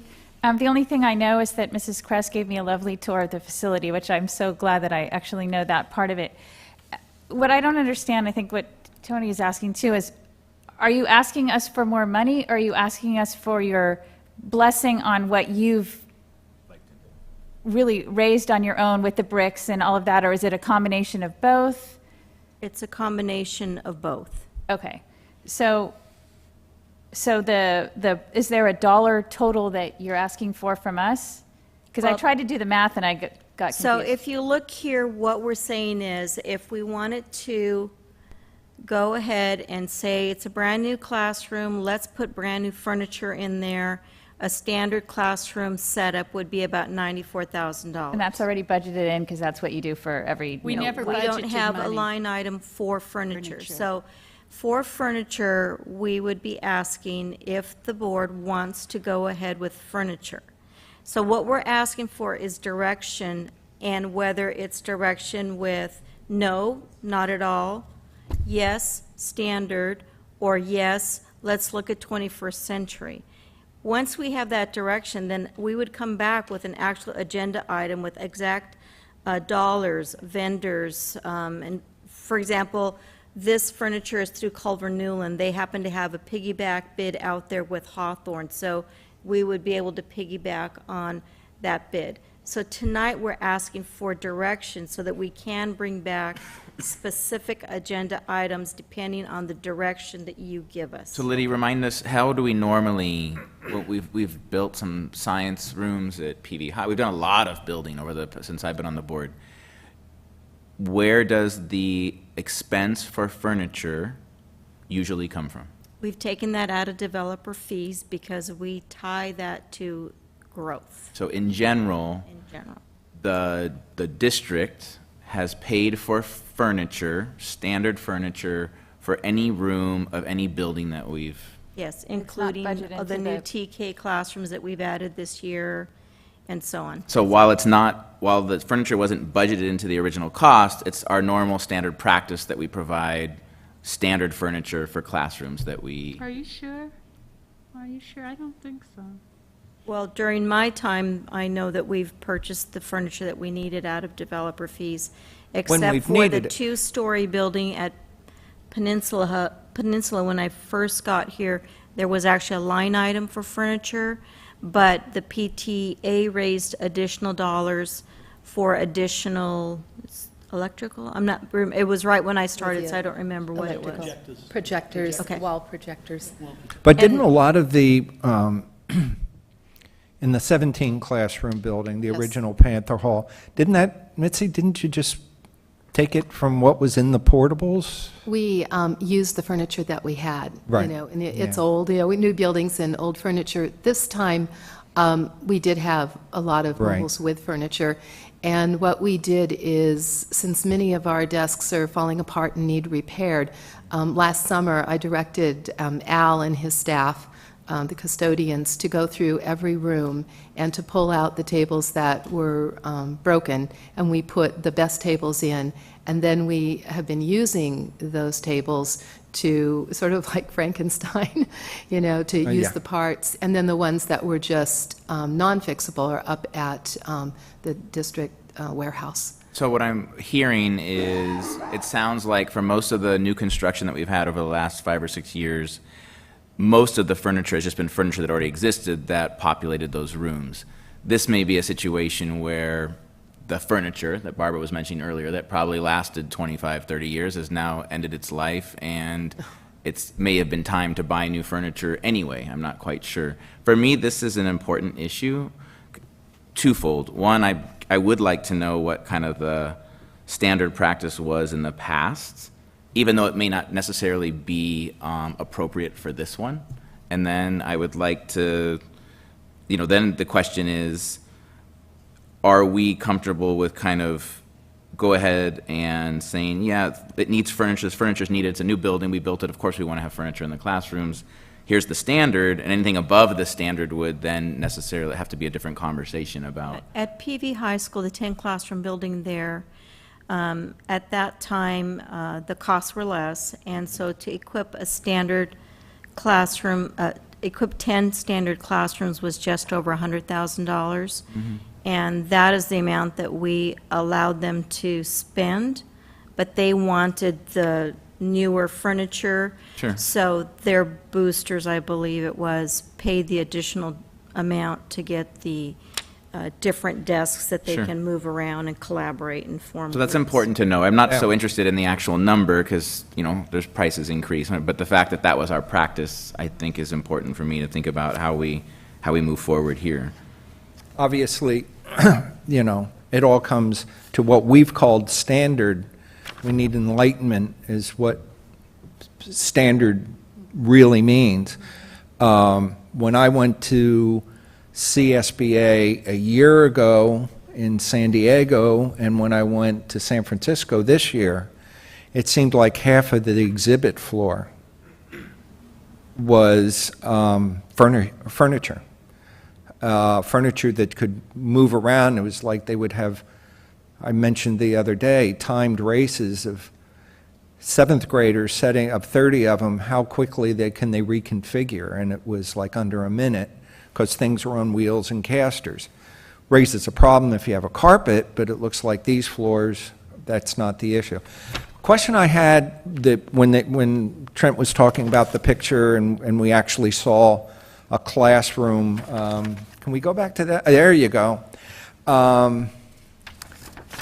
That's one of the 6 classrooms, correct? That's not one of our double classrooms. We have 2 classrooms like that, and those are part of the double classrooms. In those classes, we also are teaching stat class, And the comp sci sometimes will be there, and we have several other math classes. Okay. And then the other part of that double wide will be a workspace. And then the singletons, both of them are, one is just for computer science AP. It's just full of computers. We have currently 5 sections of that.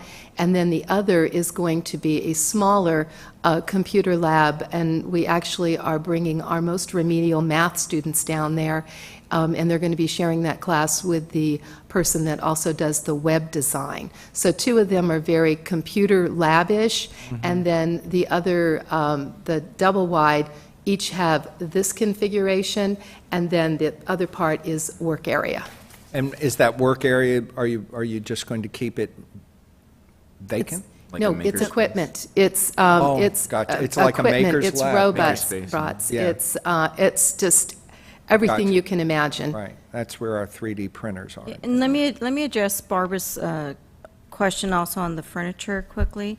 Culver Newland is the vendor as well as Verco on some of these items, and we are making sure that it is the same standard that we currently order. And the soft seating, just to clarify, it is fabric. The fabric that they've selected is the most durable. So we did make sure of that. So there are different grades of fabric, just like you would choose for your own home, but it is the most durable. And they're small, and I do have extra copies if anyone wants to see these. I'm going to go ahead and pass them down.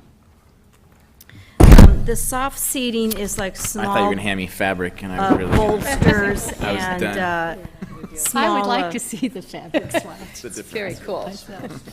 Yeah, I actually could run up and I get need it the in my house. notebooks in the classroom, but just so that you know exactly what they're looking at, so we do have those available. I'm not choosing colors either. Well, just because you can piggyback onto a bid doesn't necessarily make it Is there a warranty? Easiest or best way to do The it. concern about the durability of the chairs and stuff, I think that the desks seem great, but the chairs seem to be look a little bit dicey. What's the warranty on all this stuff? Or if stuff breaks right away, or if is it We 2 could years, find 3 out. years? No. It's got a longer life because it's as Specific to durable as the furniture we now have. Isn't Okay, it but that's specific? but I'm just wondering, if there's a way to know, just to protect your purchase, whether it's used fundraised money or district money, doesn't matter, but just the idea that we're somehow protected. We can But find out. I'd like to know. The other question, Mrs. Kress, I just had a quick question, and that was just that none of this is particular to specific teachers. At the elementary level, we had problems at school sites, and I know it's a little bit different in high school, but just where stuff would be purchased for certain teachers, and then the knowledge base would go with them if they were to leave, not the equipment, the teachers aren't going home with all the desks and stuff, but just the knowledge on how to use the technology or how to configure everything seemed to go with them.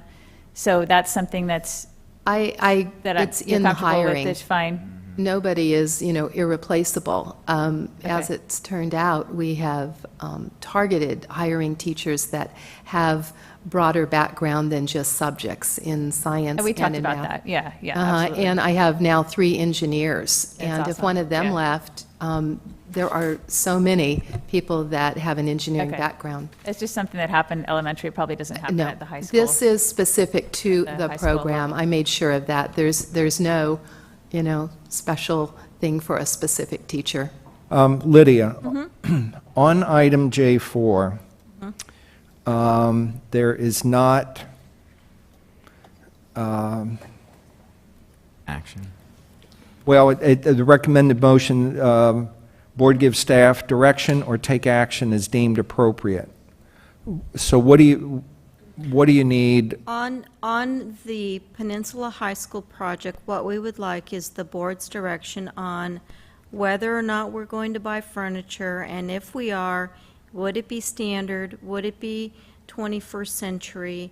Would it be district funded? Would it be a combination of district and site funding? So that's the direction that we're asking from the board tonight, and then we can come back with the specific action item at Okay. the next I have a board recommendation. meeting. All right, do you? Oh, yes, so if I'm understanding this correctly, in terms of the 60,000 for the technology connectivity drops, the site has already raised the money, and you're just asking our permission to be able to put them in, correct? Correct. So if we can take that one separately, for me, I have no problem making a motion that we allow or approve or direct the sites with the money that they've raised to create the technological space they need to spend the money. So we can make that as a motion? I move that we approve that. Did you get, okay, you got that, Jana? Okay, any discussion about that? No, that's fine. All right, all those in Linda favor? seconded? Yeah. Aye. Aye? I did, I seconded it. Very nice. Aye, we got High all five ayes to and we Linda. got one Thank you. Okay, for the furniture, I think there's several things we need to consider, and that's why, one, I want to know what the prior practice was. So it sounds like we have, in one way or another, figured out how to do the standard. What I want to suggest is if we are to move to something beyond the standard, whether that is coming from the district, and not because midway through the school site decided they wanted to use the space different, or maybe it wasn't, maybe it was always smart, whatever that may be. I don't want to get caught in that trap. I do believe if we move in the direction where it will be district funds to do anything above and beyond what the standard is, that I want us to go back to every single site around the district that have maker spaces or have spaces that are doing this kind of work, and that we also figure out how, if it does end up coming from the district, that we fund that also. Well, I think before we agree to do those future funding for all those other sites, we better figure it. We don't have very much money here in the piggy bank. And you better decide, our next agenda item is going to be a whole laundry list of incomplete information about projects that are for the future. We need more specificity for. So before you go commit yourself But this to is, future but this is in line, Barbara. This That is in might be line, something exactly. that we would do. And I'm getting stuck on, well, what is standard? I mean, is a standard in someone's mind, those kind of chairs that have the arm and a place to put your books and is that the standard? Quite honestly, on the exhibit floor of CSBA the last 2 years, I didn't see that kind of a chair. I saw stuff that was moving around and locked in like Legos, so. If you were ever in one of our classrooms and we're doing a lot of collaborative work and the teachers will say, okay, everybody get in groups of 4, it is unbelievable watching them move those tables. They're too heavy for the kids to lift. Yeah. And so that's what the teachers are doing. And so I think that, at Peninsula High School, the majority of our tables are, very out of date for the type of learning that's going on in the classroom. So I think that's a very important discussion district-wide. I mean, it's like any kind of, we talk about facility needs. As Tony points out, as much of the learning is what you put into the space, and that's a discussion. I agree with Barbara that we need to get our minds around, what kind of cost are we talking about here if we're going to now start looking at spaces at 10 elementaries? And, well, I'm thinking about the robotics lab that I've walked into in particularly PVIS and Ridgecrest, where they've just kind of shoehorned things in there. Is that also up for question? So I think the furnishings is something that's certainly, when Aaron was president of the board, had brought up questioning a number of times. So I think we need to add that. We just don't run away from it because of cost. So you have 79,500, am I doing the math right? That you've raised on your own site? And so 60 of it goes to the technology, and then the extra. Was that the amount? Yeah, that's it. I didn't add them together, so I'm just saying, I guess. Between the SMERT and the Yes. PTSA money, so we'll call it 80. So you've got 60 of it on the technology upgrade, so you have an extra 20,000 that you would like to commit to the difference between the standard and the 21st century. Would that be your goal? I'm just looking at what's best for the students, and to me, that seems like what you're saying. My goal is to do anything I can to give these kids the classroom that they are envisioning and I'm envisioning, and that money is for this project. Okay. and that's all I have, and then I'm out of money, so completely. So will we broke. fund the difference? I'm just trying to figure out what the math is on the, so the difference is, Depends on whether you go soft seat or. right. Okay, the difference is anything above 20,000 less than whatever we have. Okay. And I think, I'm glad we're having this discussion, right? Because it's one, a fiscal question, but it's also a philosophical question. Do we move in this direction? And Malcolm's right. What should the new standard be as we move forward? And that's kind of where I was going, where Barbara said, and I agree with her, this conversation we're going to have in a couple minutes, but it may be that, when we talk about our facilities or a facilities master plan, that actually what the classrooms look like that already exist may be part of that conversation and may be a priority. I do think if we were to have an opportunity to visit other schools that we compare ourselves to, we would be shocked in a negative way at the ways in which their classrooms look and the ways in which they have configured them, the ways in which their technology is being used. Not that our teachers aren't doing amazing things with what they have, they're actually superseding. So that I think we should have in the dialogue as we move forward. For direction, I'd love for somebody to give some direction, because I don't think we're going to have any resolution right now. I'd like to get some more information. Is it, can we get options on the different prices as a real total, or how does that work? Is that what you're? Well, what we'd like is, first of all, direction on whether or not we're going to be purchasing furniture. So that's. At all? At all. And if that's the case, then. No furniture. I solved it. We're done. Then which option? Just standard, or A or B, with the district contributing maybe up to the standard, maybe contributing the full option A or B? That's what we need to know. Okay, well, we also Next have, step. the project's not complete. You say it's trending toward being under budget. Mm-hmm. So that's something to take into consideration, because we've done with past projects, I can think even of the pool, where we added things because the trend was, we're going to be coming, correct me if I'm wrong, Arash, but that's how I remember it. But then the other thing to consider is, this is the first real conversation. When PV High did what they did, here was the standard. Dr. Park said, well, we want to go beyond that, and they just did it. But we didn't have this kind of depth of furniture conversation at all. I think this is just the first shot across the bow as far as furnishings and the place in the discussion it will have, that we're going to need some kind of a beta, I won't call it a beta test, because this is going to market. Kids are going to be sitting in this stuff. I don't know the difference between A and B, because all I see are numbers. Squishy versus non-squishy. Well, it's a limited. Cushy, I mean, is it, all white, or you couldn't get in black and gold? I don't know. I don't need to know the answer to that. But just seeing the numbers, I don't know what $20,800 gets. And I don't care. What I do care is setting precedent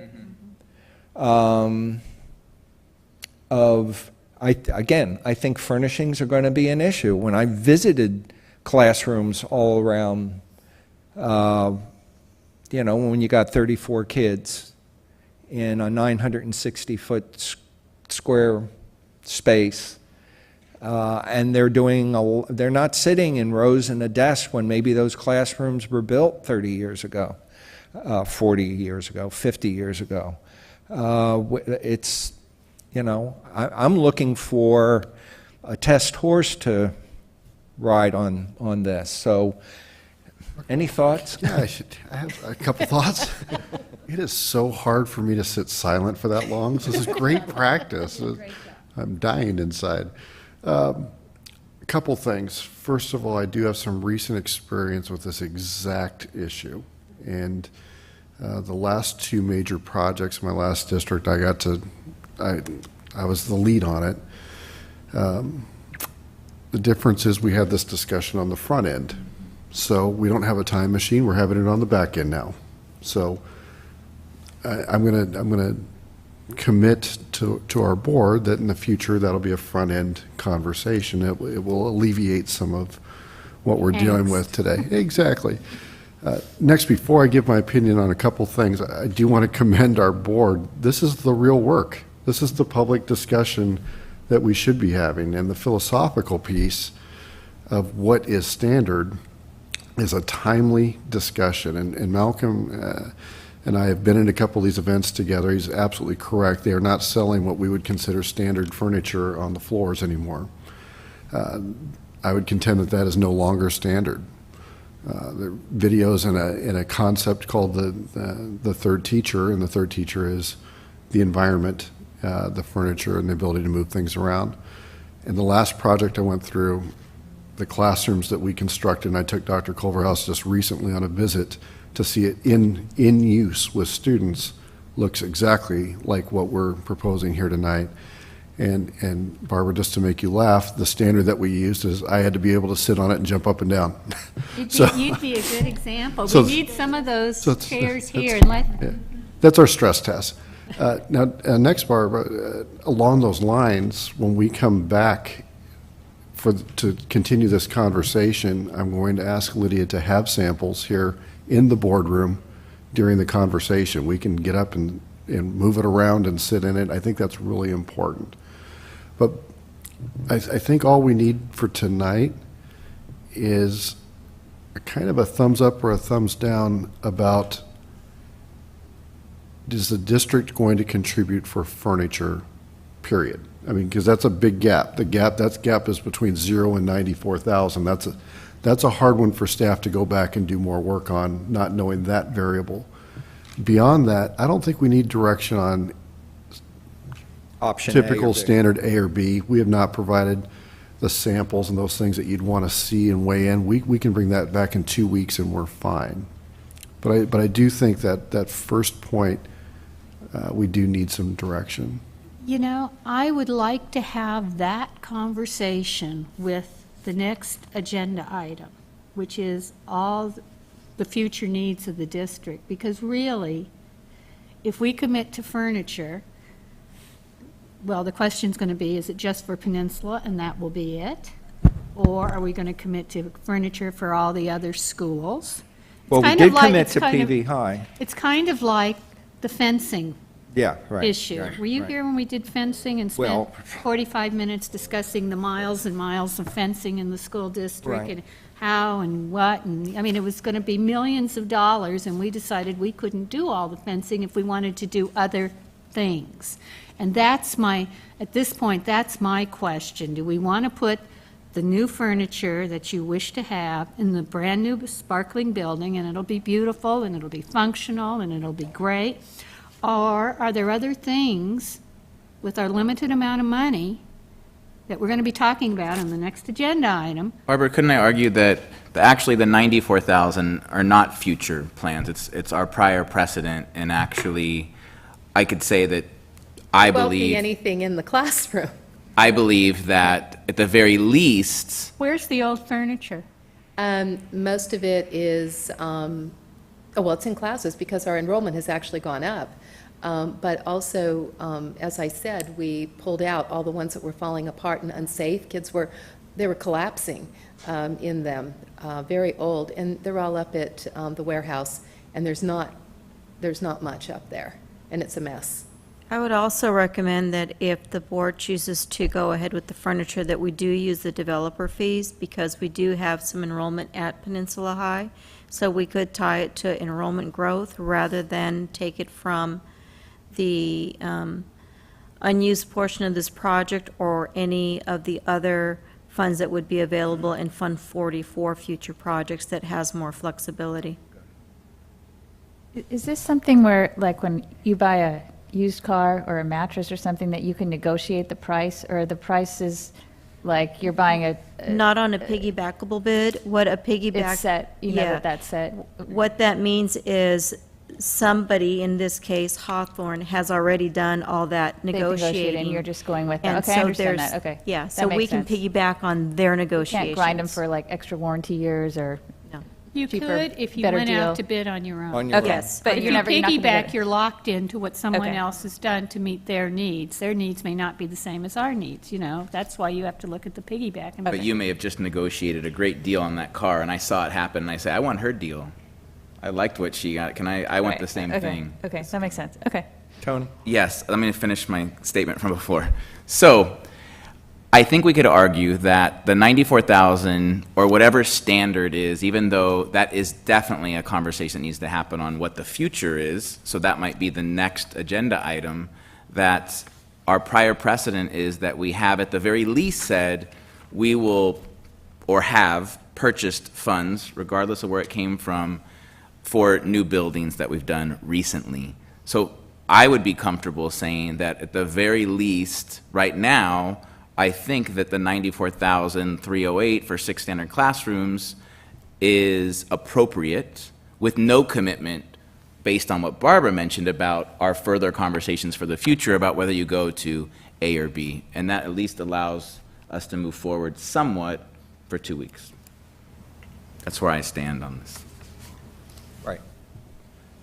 Because, I mean, the precedent was set when the, was it 10 classroom building at PV High?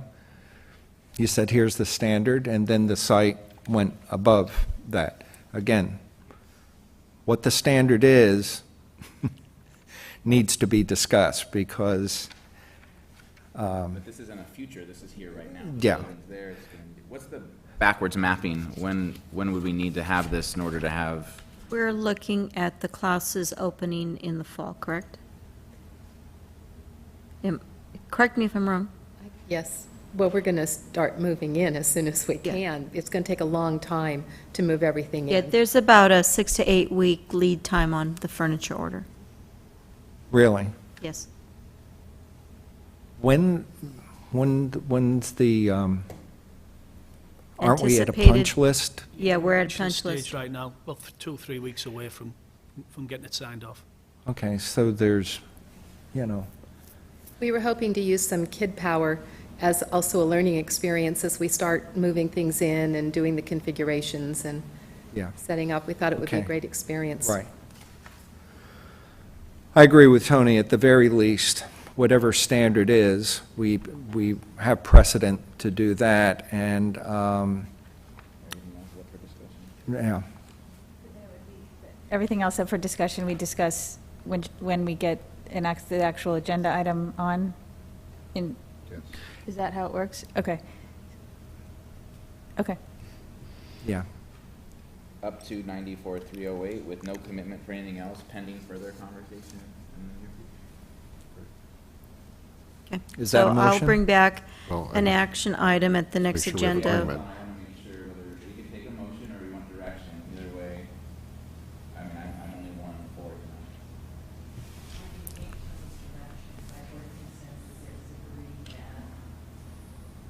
Do we have consensus that we're comfortable with that? Well, if Peninsula isn't going to be precedent, then PV High certainly wasn't precedent, so, you know, wipe that off of your slate. I'm just obviously aggravated over the whole thing, but aggravated with the timing, aggravated with the lack of information. And I know there's nothing I can do about it right now, but Understanding aggregation part of though, clearly we still would have to furnish the classrooms regardless of what. again, that's a conversation should have happened 6 months ago. And it didn't, so now we're Didn't, here. So here we are, Yeah. with the gun to the head.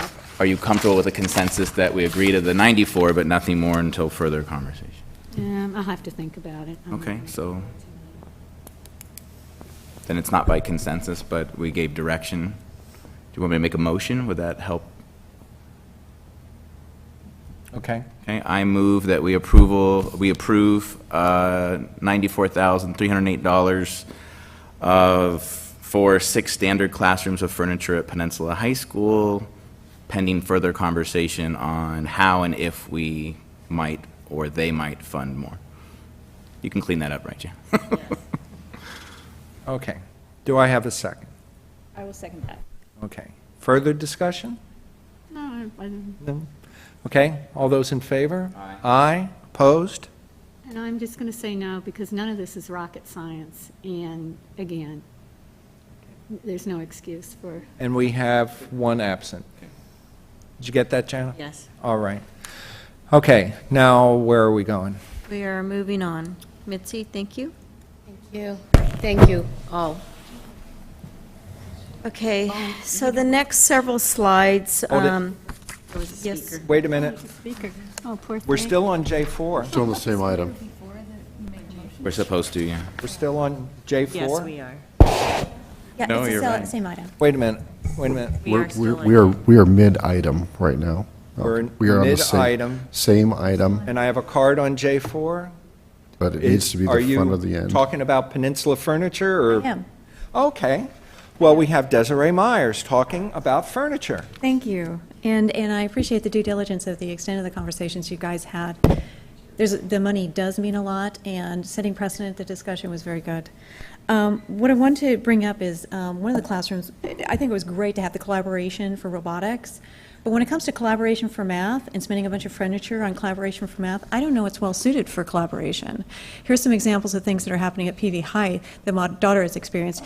In one of her classes, math and Spanish, 4 kids are gathered and said, you're a group, here's a test, all of you figure out what's on the test, and it's one test for all 4 kids. I think that's cheating. And then another one, you've got 4 kids, and you're saying, okay, y'all fill out this test, but you have to share all your answers before you hand it in, and then you can change your answers. Again, I think this is a very odd view of what college career ready is and college ready is, because it doesn't replicate real life. And what I'm asking for is, do we really, let's take a second look at spending a bunch of money on collaborative chairs and seating for a subject such as math or Spanish. And what I'd like, my ask is, can anybody from the district engage me in further conversations of understanding how this group learning is being rolled out, because I don't think it's thought through, and I have sent emails during the past 3 months to administrators at PV High trying to understand it, and I haven't gotten any responses.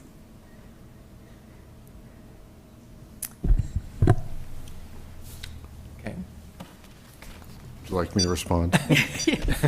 Quickly, I can have Dr. Culverhouse get in touch with you, and you can have that conversation. That'd be Okay? wonderful. Absolutely. Thank you, Beth. I do think it's important to note that there's a difference between collaboration. I don't think anybody would disagree that collaboration is a good thing. It's a 21st century skill. We all do it. I don't think we've talked about it tonight. The fact that Trent is collaborating with the stakeholders, collaboration in and of itself is a good thing. I think where there is a need for a lot of conversation from a curriculum standpoint and a pedagogy standpoint is, how do we work in groups? How do we assess? How do we make sure everybody is learning what we'd like them to be learning?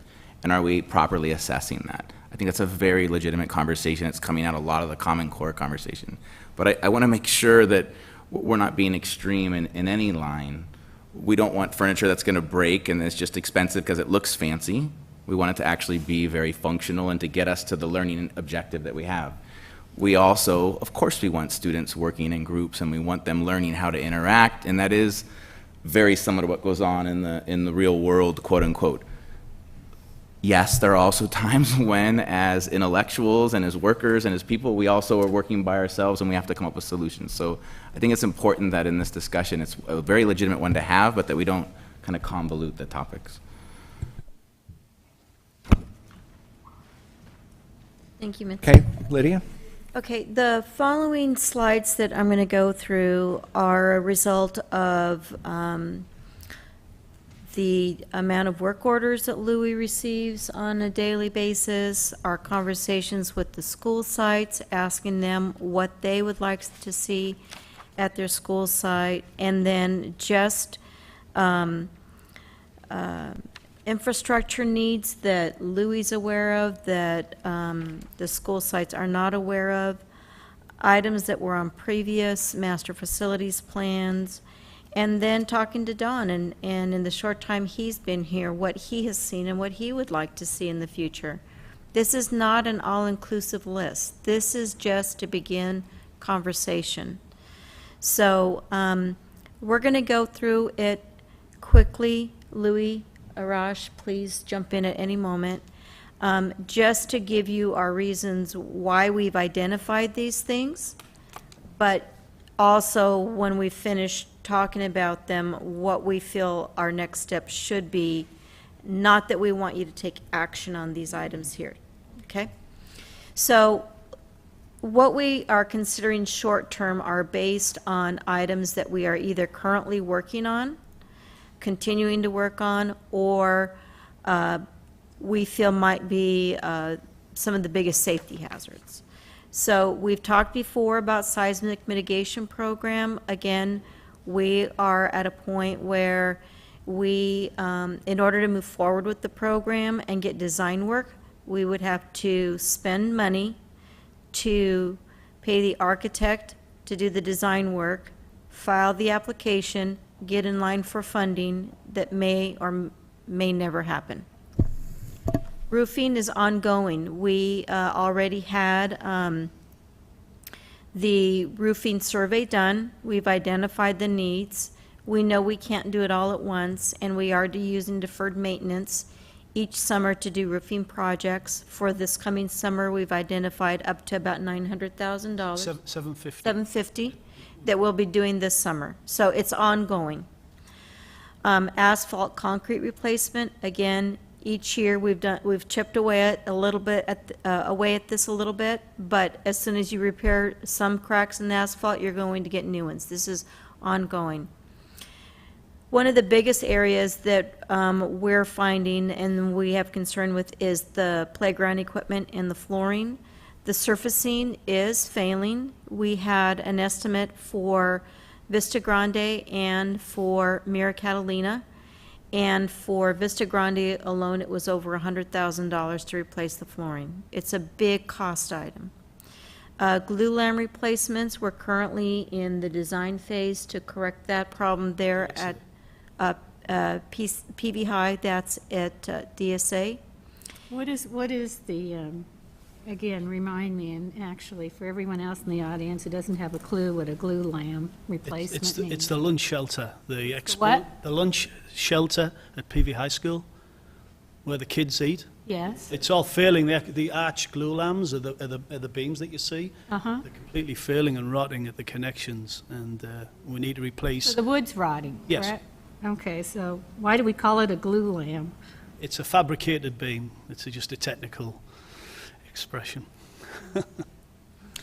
HVAC upgrades and installation. This is right now specific to Ridgecrest and Rancho Vista. We are looking at creating cooling zones there in their multi-purpose rooms.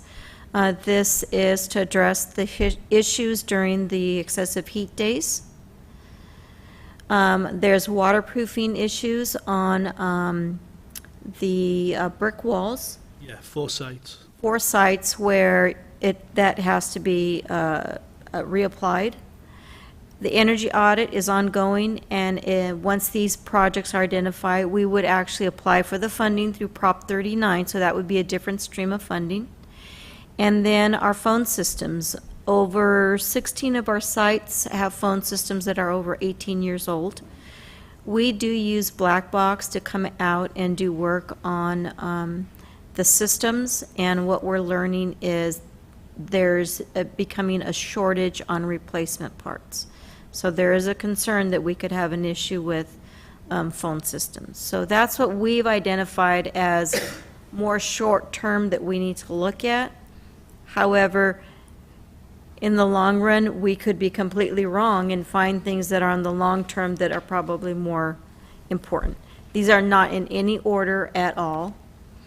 If you go to the long-term list, technology infrastructure, it's been over 10 years, I believe, Trent, is that correct, since we've done work? And we all know that as we add computers, that the need for beefing up our infrastructure is going to increase. We still have relocatable buildings on our sites, and that was on the old master facilities plan, and so I think that should still be a target for the district, is to continue to look at replacing relocatable buildings. Fencing repair and replacement, that too is ongoing. We've done some fencing work already, but there is more fencing work that needs to be done. The central kitchen at Miralles Intermediate School, Louis told me it should be stripped down to the beams and rebuilt and modern equipment put in. Although through the energy audit, we've identified some of the appliances, and so that could be a help under Prop 39. Storage structures are a concern of every school site. That's something that every principal has brought up when we talk to them.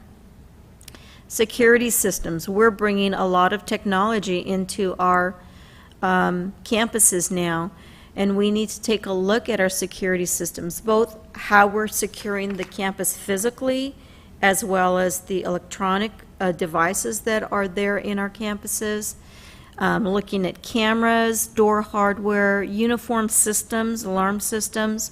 So that's a need. Our libraries, looking at creating, transforming our libraries into great media centers. Here's the 21st century classrooms, continued discussion on what is going to be our next baseline for furniture in our classrooms. A performing arts center for our high schools. We've got great programs at our high schools, yet we don't have a performing arts center, and they have to use different facilities here on the Hill when they have different performances. The Building E here at Malaga Cove, we continue to increase the usage here. We're using it for professional development. We probably shouldn't. The reason that we've kept Malaga Cove, it was supposed to be demolished, but we said we would use it for storage. It is unfortunately storing more than boxes and papers right now. It's storing humans that sit in there during the day. So that's We never said it was just going to be used for storage. Pardon me? We never said it was just going to be used for storage. If you talk to Wade Frazier, we brought it up to the minimum that we could without triggering a DSA. In DSA, as it's supposed to be mothballed. Yeah, we have the document from DSA. That's what we looked at. We're pushing the envelope on usage period on that building. When we opened up the two that are used by adult ed, We brought it somewhat up to, but it's just not for kids. Yeah, we do it for Yeah, you can't have kids. yeah, we did what we Yeah. could for adults Mhm. without. And then plumbing, copper repiping of the interior buildings. Window replacements, specifically, we're looking at Lenata Bay. Partial sewer and storm drain replacements. Our handball walls, they're failing. We're looking at replacing them with brick walls. Again, new pool at MIS, that's been an ongoing discussion, and on, I believe it was on phase 4 in our previous projects. The tennis courts at Peninsula High School continue to sink each year, and we continue to pour money into the tennis courts. So these are just... We've never found a solution to the tennis courts. Bill Lasher, you in a rush. We've put miles and miles of concrete under. We probably have tunneled half the way to China with the stuff we put under those tennis courts to try to stabilize them. I mean, we've gone through that already. Unless you come up with a better solution, it's no different than PV Drive's south, where it's sinking continually and they have to keep re-asphalting and everything. And with that, for those of you who don't know, I'd like to introduce Bill Lasher and ask him to join us. The reason I asked Bill to come tonight is because Louis and I were not here during the last master facilities plan, and I was looking for someone who could shed some light and share some of the experiences and the history on what went into those plans. And we do know that in 1999 we had a master facilities bond plan that was developed. We have the passage of Measure K in 2000, which totaled $46 million. We've partially implemented the 1999 plan. Then we had the Master Facilities Plan in 2005 that built on the 1999 plan. And we had 10 different categories that were evaluated, such as ADA compliance, fire life safety, air conditioning, playgrounds, to name a few. And again, that's been partially implemented with the passage of RNS, which totaled 40 million. And so here we are now at the end of our facilities program. We will have a little over $1 million left in Fund 40, which is our flexible fund. And so what do we do next is the biggest question. And so what Louie and I talked about was the need to have another master facilities plan, because it's going to be 10 years old now, so that we can really evaluate the needs of the district. This is nice. This is Louie and I talking, Arash, the principals, but this needs to translate into real details with costs and estimates that would be a working document for the next 5 years, maybe in the next 10 years, to make decisions on where we go with facilities next. So I would like to turn it over to Bill and let him talk a little bit more about why it's important to have the master facilities plan.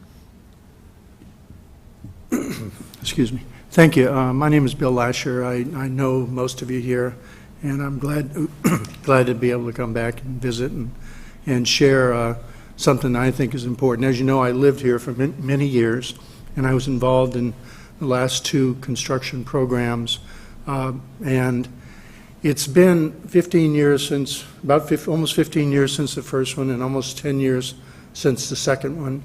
And both of those programs were, the amount of money that came about and was made available to satisfy the programs was a lot less than what the community really needed and your facilities really needed.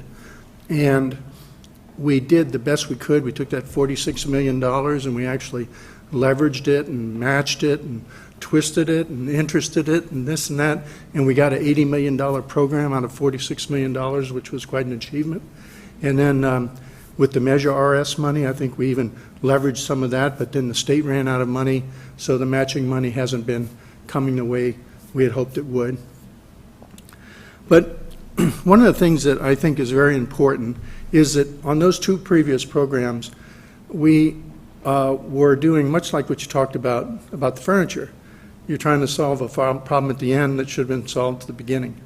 And, just brought that to mind. I said, well, a facility master plan, let's define what that is.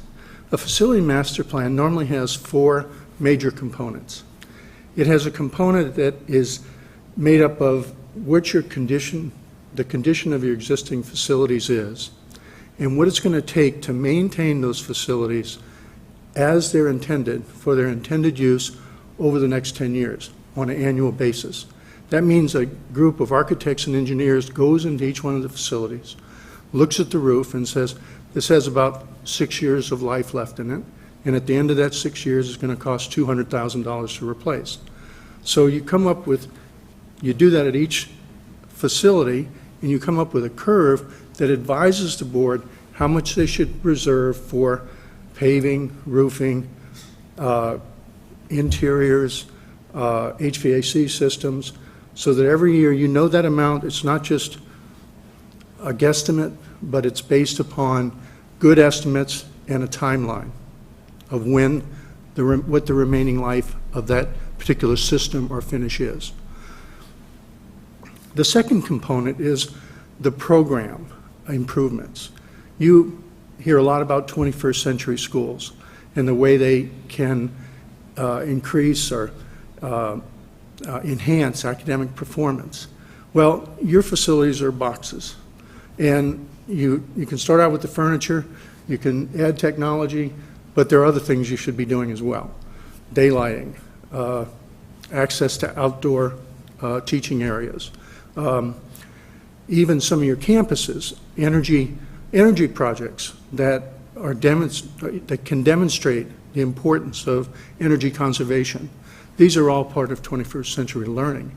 So the second element of a good facility master plan is putting together schematic or concept drawings of what needs to be done and putting numbers to those, and then putting them on a timeline so that they factor into what you need to be readying yourself for. The third thing is, of course, the demographics component. Are you losing kids? And normally it's done on a 10-year period, 10-year duration. For the next 10 years, are you going to grow? What grades are you going to grow in? Or are you going to shrink? What grades are you going to shrink in? And do you want to build facilities or expand facilities and then find you don't have the kids to fill them? Or do you want to not build facilities or not expand facilities and then have kids?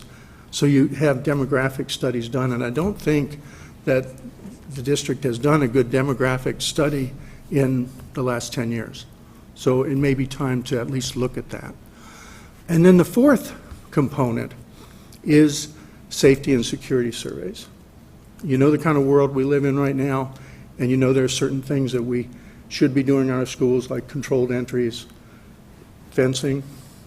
Sorry, Barbara. I think one of our first conversations, 10 years ago, was about fencing? It was a classic, and the student board members never got over the 45 minutes we spent talking about fencing. It was just, we're reminiscing, and no one's interested in that. But the safety and security aspect, we just recently did 254 schools for one district and identified $22 million worth of site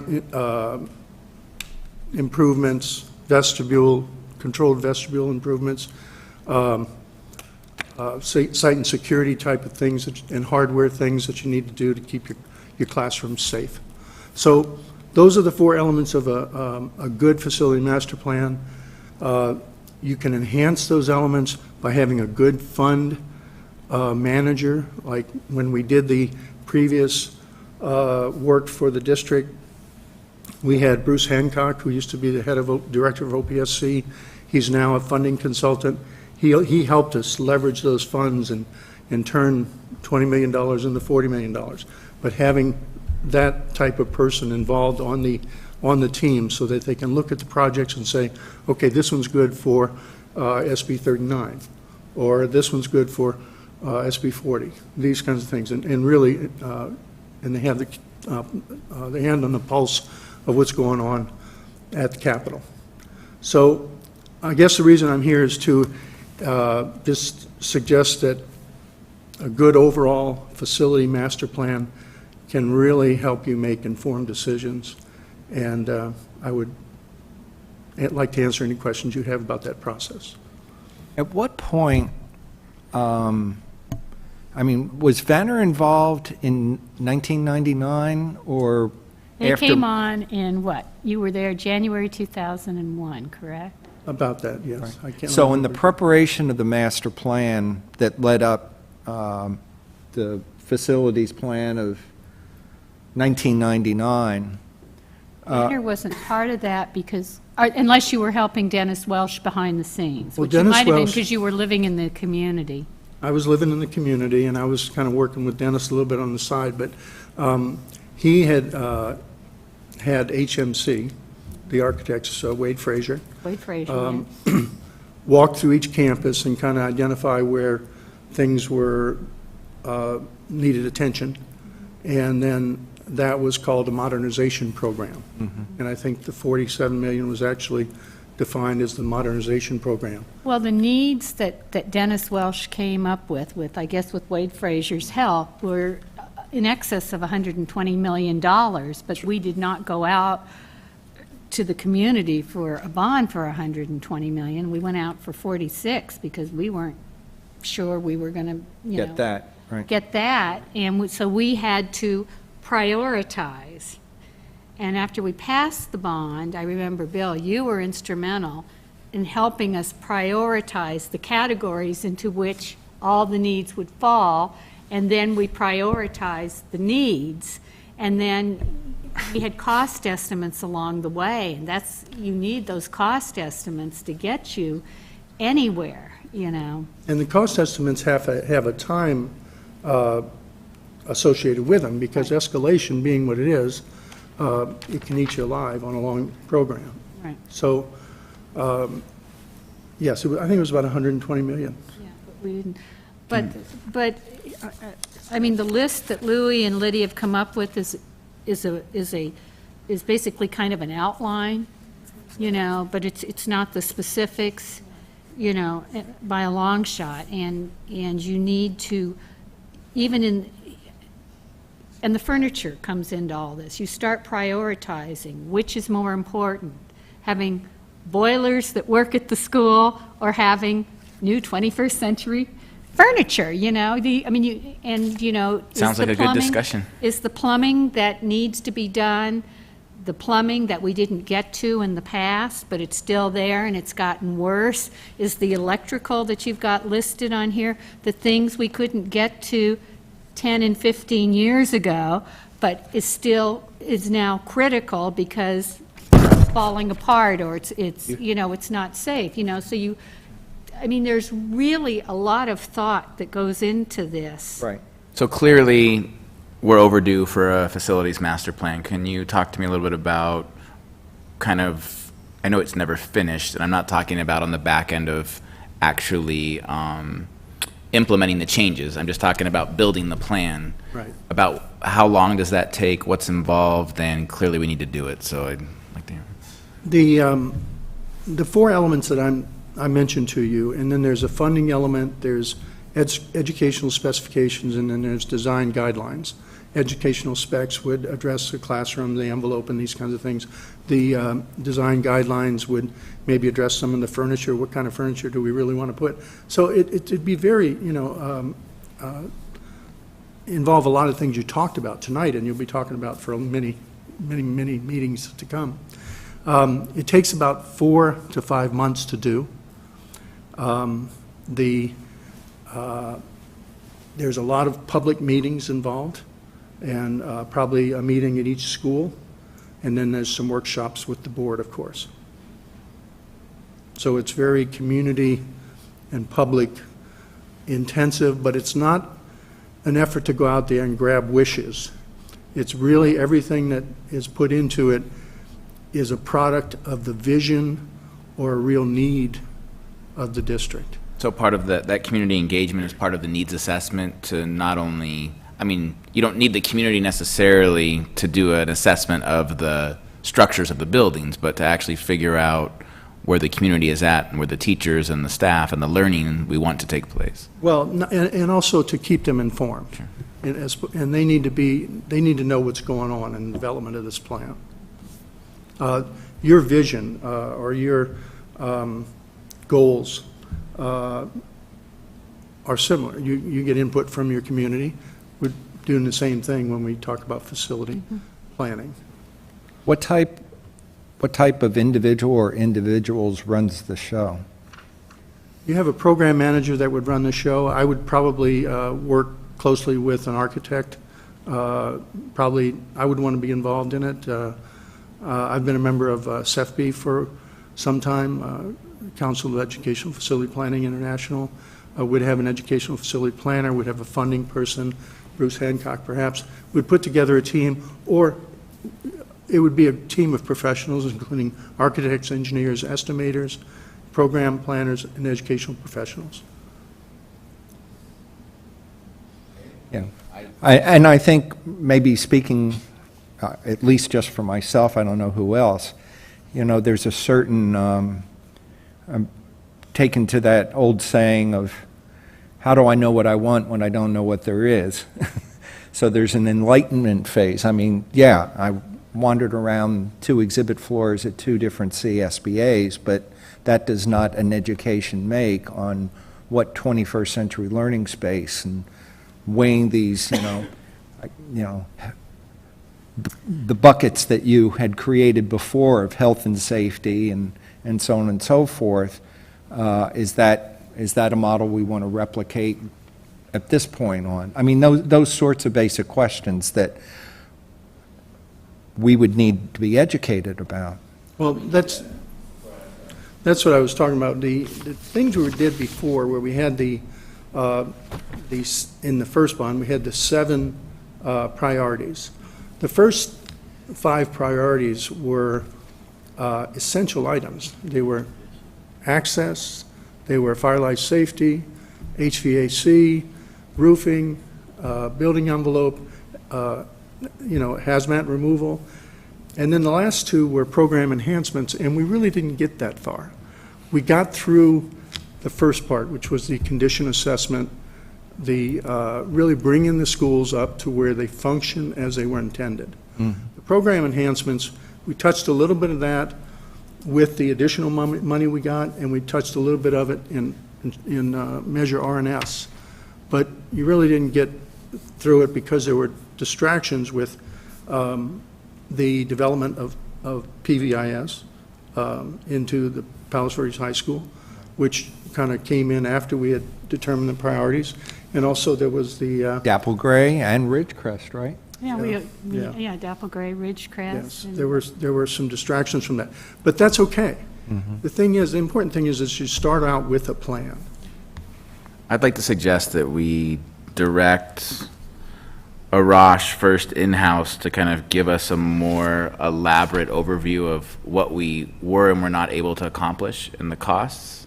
And then clearly we need to have a discussion about how we move forward on the next step of what a facilities master plan might look like.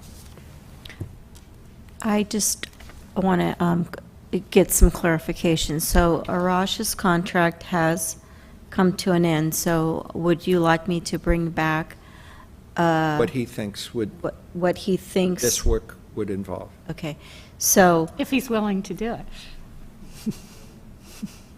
Is so. this in response to my comment, or is this something your- different? No, Because no, no, no, response to your comment. So you want him, we don't have already somewhere oh, he's just finished. Because his contract was through the end of the program, but we can bring back at the 26th. I get that Arash's contract is finished, and Arash does a great job. I find it surprising that there isn't anywhere a list of what actually was or wasn't accomplished with the costs that went along with it.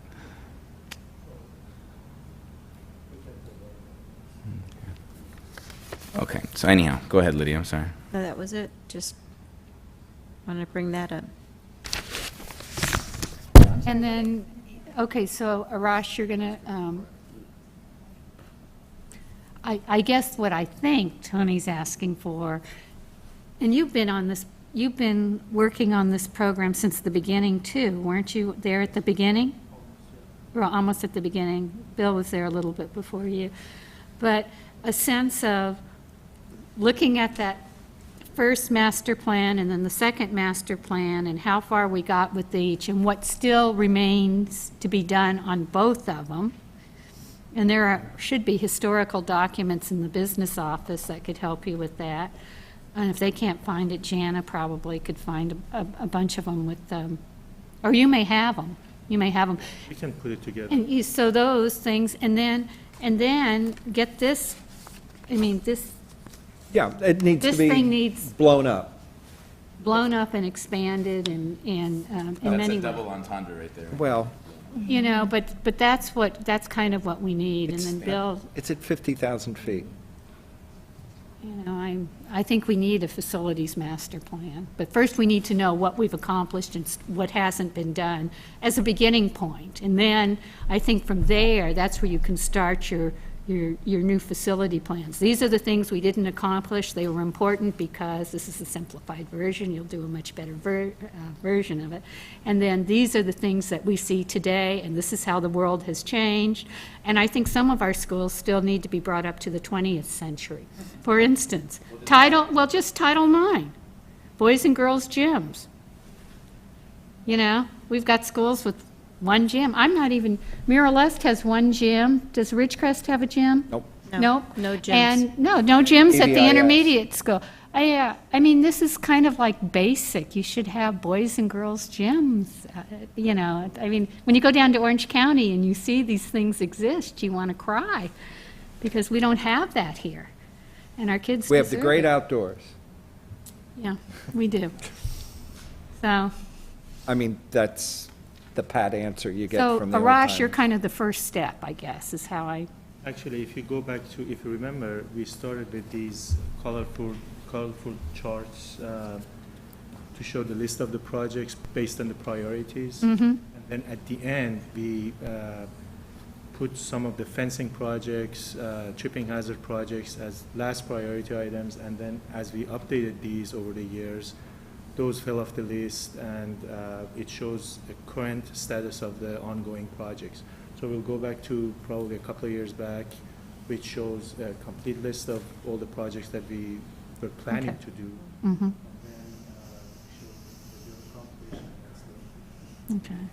Okay, but for the future, you just can't go out and say electrical at all sites. It just doesn't, it's, obviously, we need a little more. Yeah. and Which will be part of the facilities. That would be part of the facility. That's the condition assessment part of it, because last time when we did this, or we didn't do it, but HMC did, they went out to each site and they did, like, I think they did one elementary school, one middle school, and they said, okay, it's the improvement of the electrical at this elementary school is $60,000 or $160,000. They just multiplied it by the number of elementary schools and allowed for the, so it wasn't really a good plan. I think this whole site was an additional, wasn't this an additional thing that was never intended at the beginning? I don't think Yes. we intended to do Malaga Cove, and, Oh, no, that was on Measure K. yeah, that was Measure K, so and Yeah. we did that. But it was only a $1.2 million renovation. Really? Yeah, and the status of the buildings really wasn't known. It was a square foot allocation as opposed to a walkthrough and analysis of really what the remaining life was of the different systems and the projected replacement costs But was. this turned out beautifully. Yeah. Okay. Okay, so So the direction. Direction. So we know we've given Arash direction, and so we'll put together a list that will identify what projects were done and what is left to be done on the old master plans. You've given directions on the Peninsula High 6 classroom building. There's a couple items that we would like to know whether you want to give direction tonight or not, and one of those is the air conditioning of the multipurpose rooms at Ridgecrest and Rancho Vista, and whether or not we want to go any further on seismic mitigation.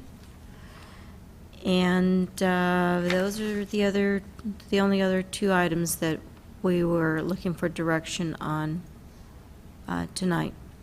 I think the board Yea or needs nay? more information on the seismic.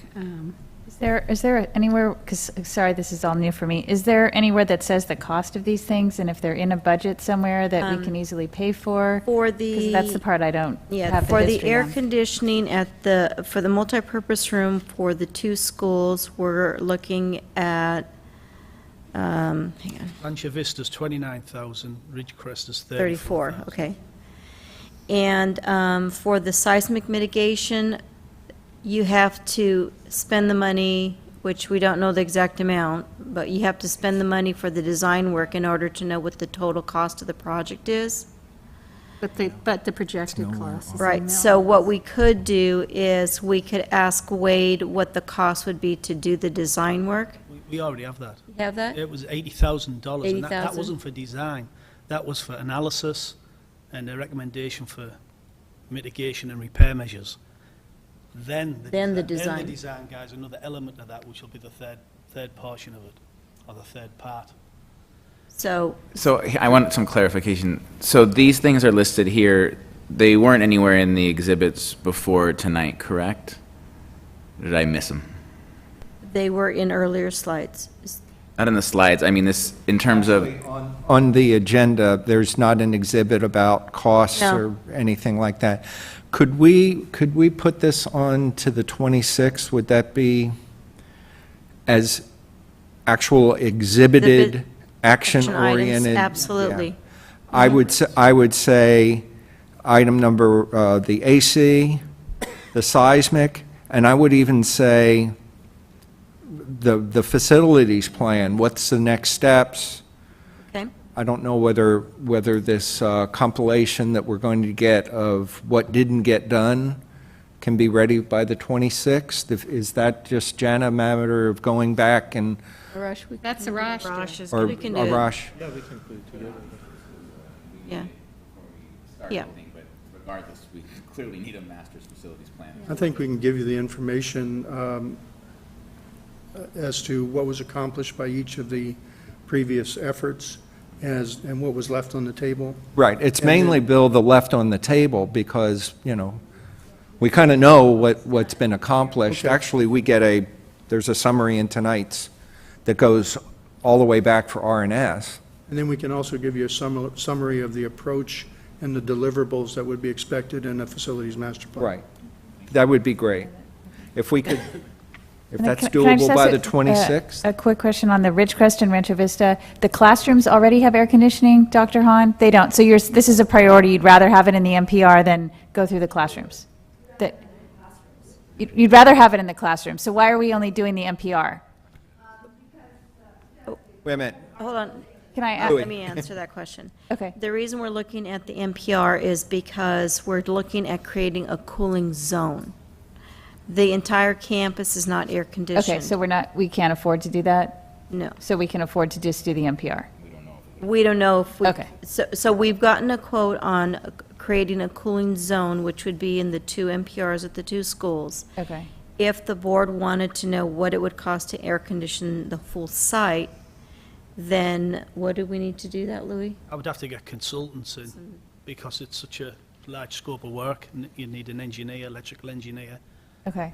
to do the full site. Okay, but at least by the 26th, you could give us an actual item for the NPRs? Yes. Okay. Background information and Yes. history and Okay. the other side. And what the other Great thing schools with in the the district have and all that? Okay. With the facilities master plan, we won't be doing things piecemeal. Like, we're taking, we need to do something about Ridgecrest because they've brought it to our attention and they need help. There may be other schools that also need help that haven't used the squeaky wheel approach, so. And we're talking about real dollars and cents then, once that's done, like Bill said. And I know the days that we had in September where, Okay. extraordinary hot. I mean, correct me if I'm wrong, something passive, something that uses fans and things like that, that's just moving around real hot air.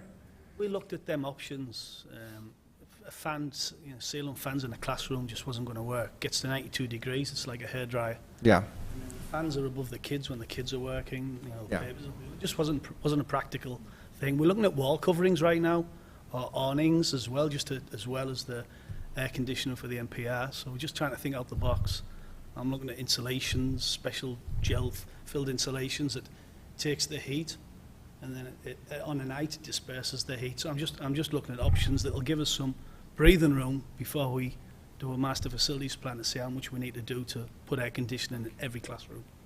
Okay, can I just, you had a question about could we be prepared for the 26th? I want to speak on behalf of our staff and say no. I think that would be rushing it. We have agenda review next Wednesday. It'll post next Friday. Monday's off, so I don't want to rush. I'd like to shoot for the first meeting in March, which would also mean Larry would be back. So if we're So okay with that's, that. I think it's the 12th. Yes. Since we have a carbon copy month. Yeah, I think we'll do better work. Okay. Okay, good. Bill? You guys. Awesome. How is life? Good? Wonderful. I'm a grandpa. Can I borrow half your hair? Give the other half to Arash. Look awesome, man. All right, thank you very much. Thank you, very Bill, much. Arash. Everyone. Okay, item J5. That's my item. I'm going to have Trista Ramirez join us. Trista, thank you for staying with us throughout the evening. At first, Trista was excited because she did not have to supervise the Penn PV game. They're already at home. Yes, they are. So with the Naviance, Trista is one of our local experts on Naviance. Just to share, my previous district, probably 4 years ago, we came out and observed and met with Trista, our counselors did, and we're just observing a stellar program on how they were using Naviance. And so I brought Trista in today to talk about just a brief overview of the program and then individually how we are using it, which matches our invoice agreement. So Trista, thank you. Sure. Hi, how's everybody doing? Thank you for having me. Naviance at Palos Verdes High School actually has been around since 2005, so we've been using it for almost 10 years now. We're looking at renewing the contract, and so I think overall, basically, we use the Naviance program, which is a college platform for our students, starting right off in 9th grade, looking at things like building a resume, goal-setting activities for the students about what their plans are in high school, college searching, giving the students an opportunity to already start generating that list for colleges, looking at schools that are a good fit for them, finding schools that match what they're looking for in terms of interests and activities, athletics, majors, a variety of things.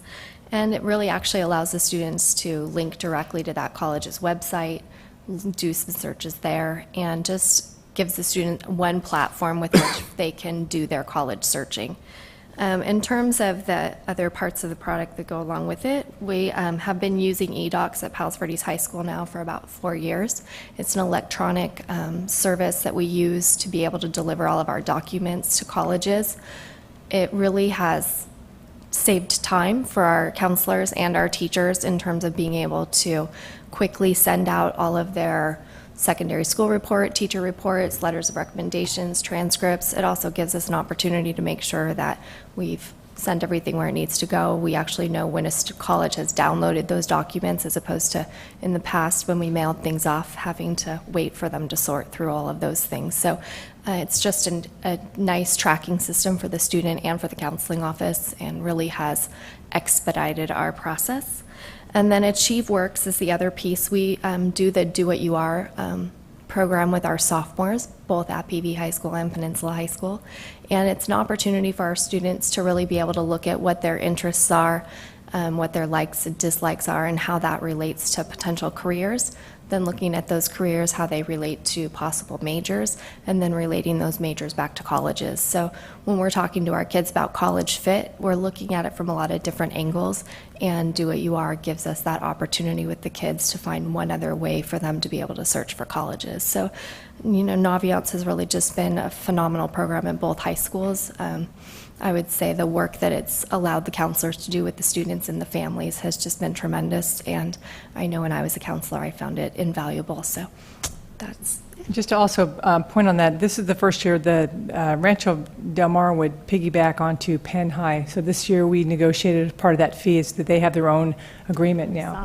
And Rosemary's very happy about that, and so that was it was a benefit for our 2-year contract. So just to see if anybody has any questions. Mrs. Ramirez, thank you so much for staying here so late. You're an incredibly valuable person in our district, as well as your counterpart at Peninsula. Thank you. I appreciate you as a high school parent, for sure. I also appreciate Naviance a ton. Our family uses it. My son is a planner, so he likes to look at colleges, and we look at places, and there's so much information that's on there that you can relate directly to yourself.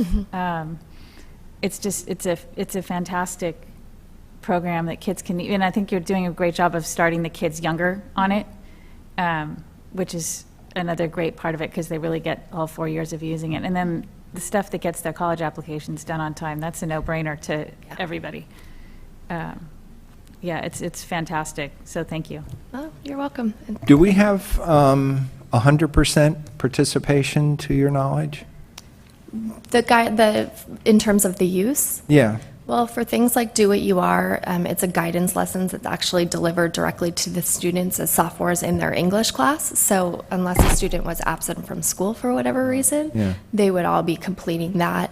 Every student for us at PV High School who, and I know next year Peninsula is going to start using eDocs for their electronic delivery of their documents. So any student who is applying to a school with us right now who is using electronic documents, 100% of our kids who are applying to a 4-year school were using eDocs to do that.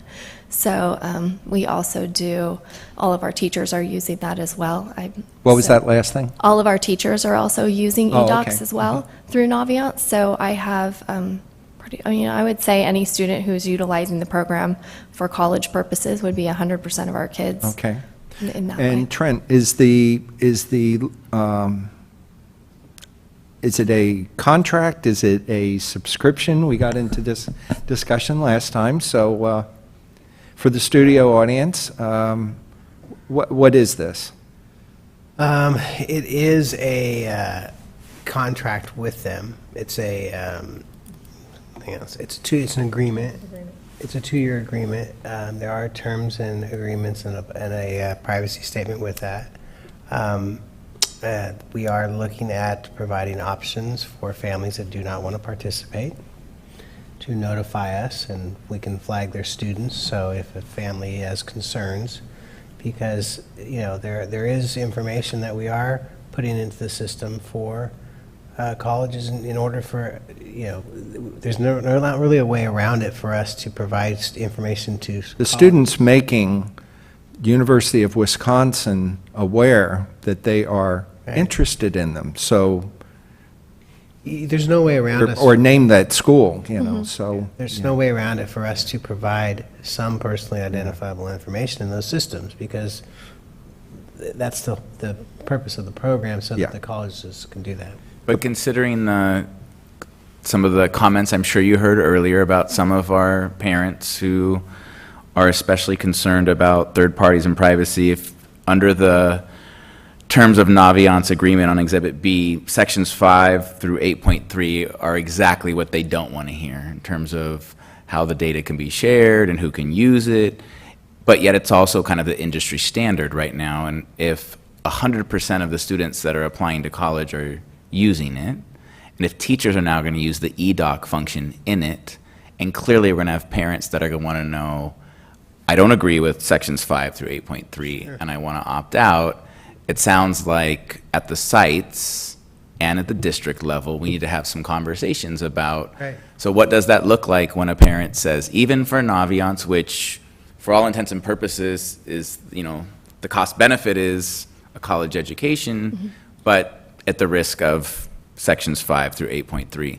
So for the small number or potentially larger number that do want to opt out, it does seem as though we need to figure out, one, from the college access standpoint, probably much more like old school, what we used to do, right? Correct. But from a much more tricky point of if teachers are using eDocs through Naviance, and that's the way in which I'm going to share documents with my student as a professor, right? We have Sakai or courses or Blackboard.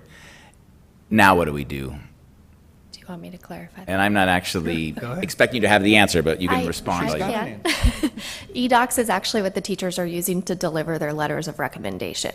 So as opposed to stuffing envelopes and filling out the teacher evaluation for the Common App like they would have in the past, they're doing those documents electronically. So it's old school too. Correct. We would go back to stuffing envelopes and filling all of those documents out by hand and printing the letters like I did 10 years ago. Well, which is fine. There was an opt-out for Microsoft 365 by just not doing it, right? Correct. You didn't have to participate. You didn't have to ever log on to the system. So you just don't make an account. Does every would child do is- get an account on Yeah, Naviance? we would flag those students that notified us, and those would be excluded from any type of data upload.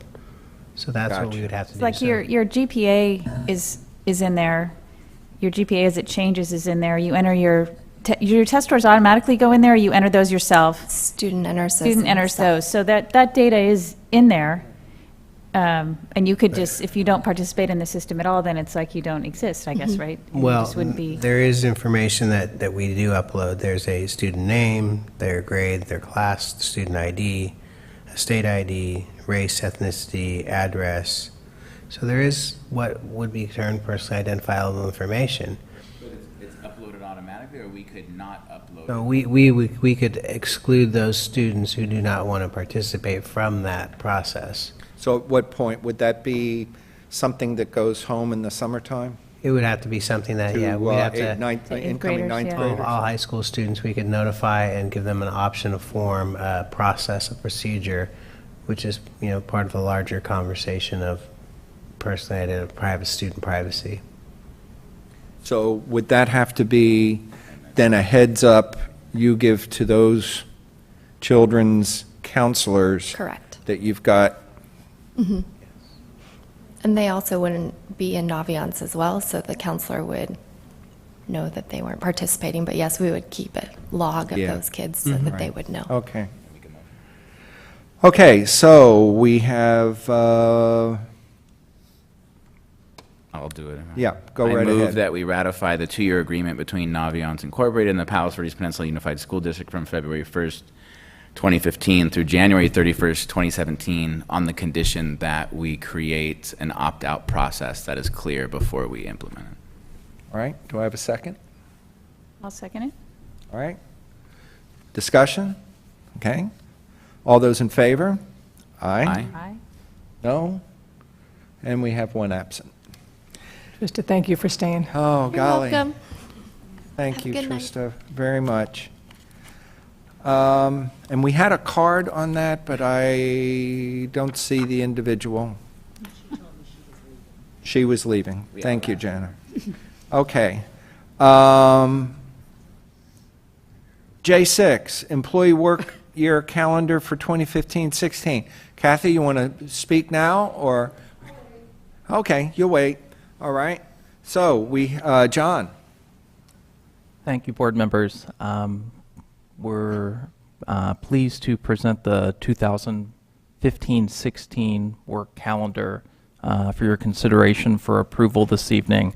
The PVFA bargaining team and the district bargaining team met 2 different times in order to complete the negotiations, and then I met with Joan Lewis, our CSCA president, for a consultation meeting after the PVFA negotiations had concluded. I'd like to thank Kathy and also their bargaining lead, Tim Coleman, for their work in helping to move the negotiations along. They conducted a ratification procedure, notified us of those results, and the item is here for your consideration this evening. A discussion of the process, if you know, this is getting approved, what are the next steps as far as community, staff, whoever else? We have an email ready to send out tonight, or to post on the webpage, alerting the public of key dates on the calendar. Rita Moyers has already prepared the work calendar, and that will be ready for distribution and posting. The instructional calendar, the portrait view with has some expanded information, will be ready to go sometime next week. Okay. Now, Kathy. We want to hear what you have to say first before we vote. Yeah. That's usually what we're supposed to do. We just mix it up a little bit tonight sometimes. I like to keep my audience riveted. Oh, great. Okay. So the calendar process that we did, we're getting a little better at it each time we do it. This time we sent out a survey monkey to all the teachers. And we asked them questions about their preferences to the calendar, what they'd like to see. Would they like Thanksgiving week off? Would they want 4 days in February, putting the 2 presidents together, and then, or would they like 2 3-day weekends on the calendar? What about when Veterans Day falls on Tuesday? Do you want to take a Monday off? Kind of just different options of things that people have been kicking around. The idea of in-service. They don't want to come in the beginning and do 2 days of in-service when they're setting up their classrooms and getting their class lists and they're already in the go mode. They would rather spread them out. You know, would you want 1 in the beginning, 1 in October, 1 in January? And it pulled in a lot of useful data that really we found helpful when we went in our first session of bargaining. That's just about what we talked about. Our survey, we shared it with John. I think John might have even shared it with you. And we got to get a lot of comments from teachers about different preferences that they had. And this was the first time in a very, very long time that out of our teachers, we had over 330 teachers respond to our survey, which for us is major. And we really felt we got a good handle on what they wanted. Took it to John, we met, we talked about some different variations to it, and then John brought those ideas to you. We met again the second time, and John gave us a calendar that 46% of the teachers said they wanted Thanksgiving week off. And we did mention to them that this would extend the school year. But in the calendar that John brought forward, the first draft was 2 weeks before Labor Day coming back.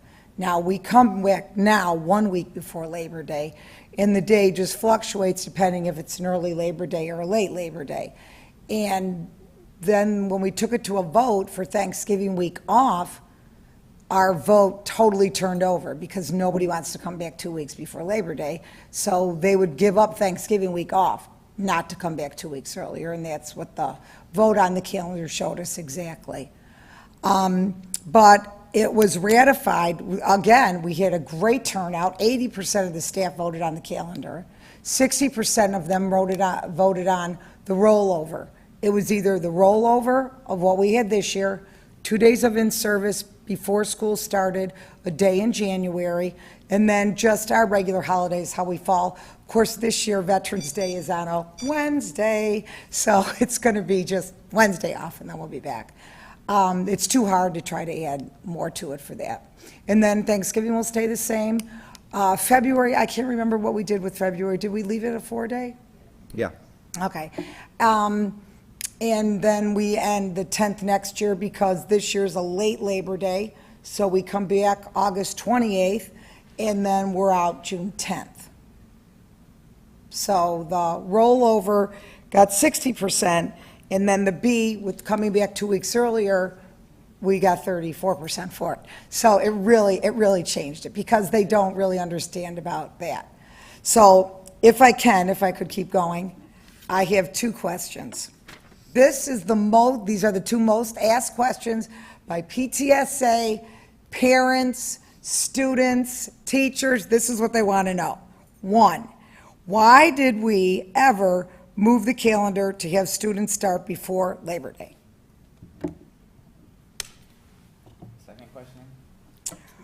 What is the reason for not extending the school year past June 10th? Because in bargaining, that was one of our options. We said, we'll take Thanksgiving off, but instead of coming back 2 weeks before Labor Day, we'll stay in school another week. And the answer was the board doesn't want to go past the 10th. So those are the 2 most asked questions I've had, and I go, I don't know. I'll ask at the board meeting. We should have voted before you came on. Yeah, well, that's why I said. The second question I can recall had to do with summer school at our El Camino and Harbor College.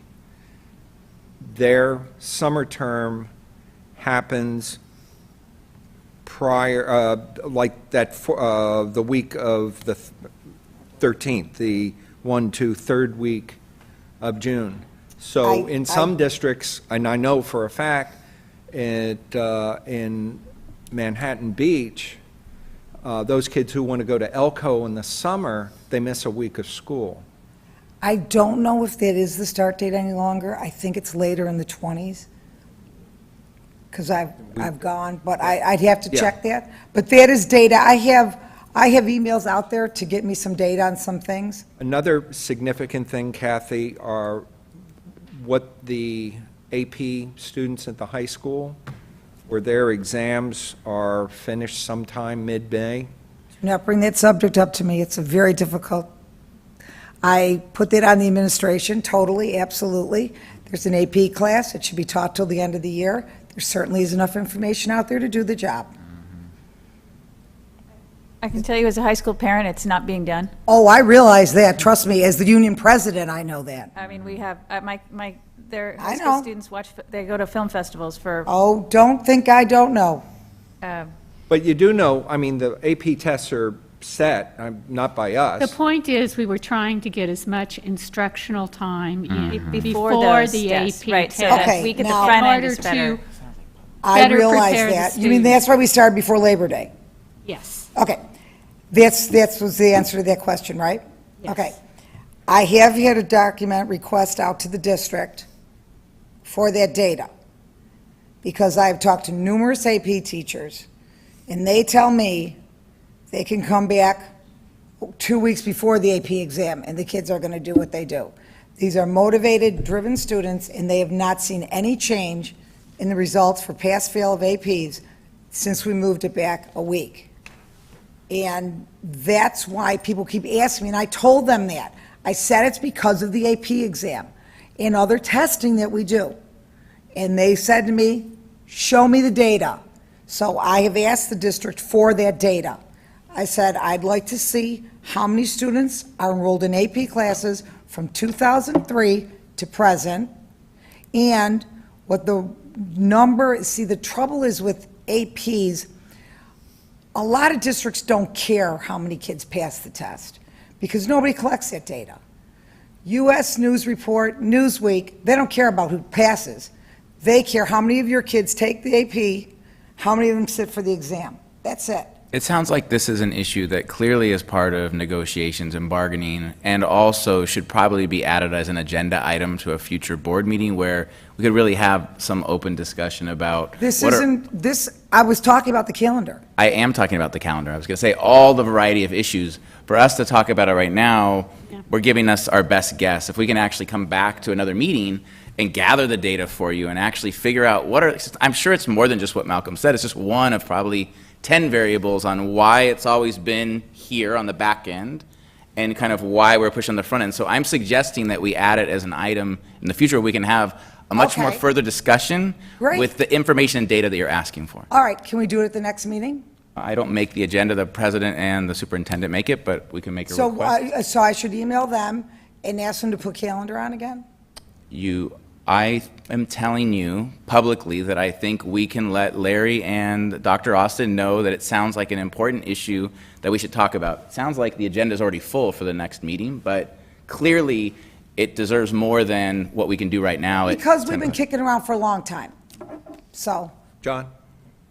Yes, we'd also like to fulfill your information request. We'd like to review the data, give you some time to review the data, share that with the board as well.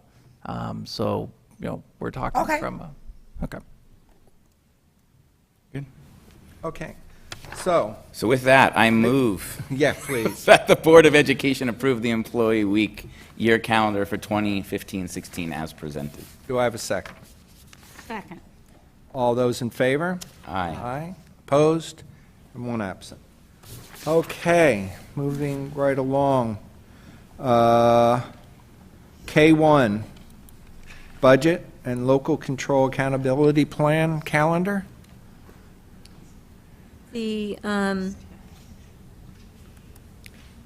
budget calendar that you have before you reflects the changes we made based on last board meeting. The one thing I want to bring to your attention and just make sure that we have clear direction on is for the February 26th board meeting. It does say review and give direction on budget assumptions.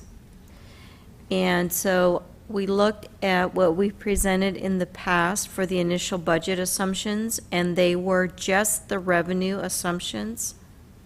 And so because we made some changes, for example, at the next meeting for, not the next meeting, the March 12th meeting, we've added, if necessary, to give direction on budget assumptions. We actually removed the budget assumptions from this week's board meeting.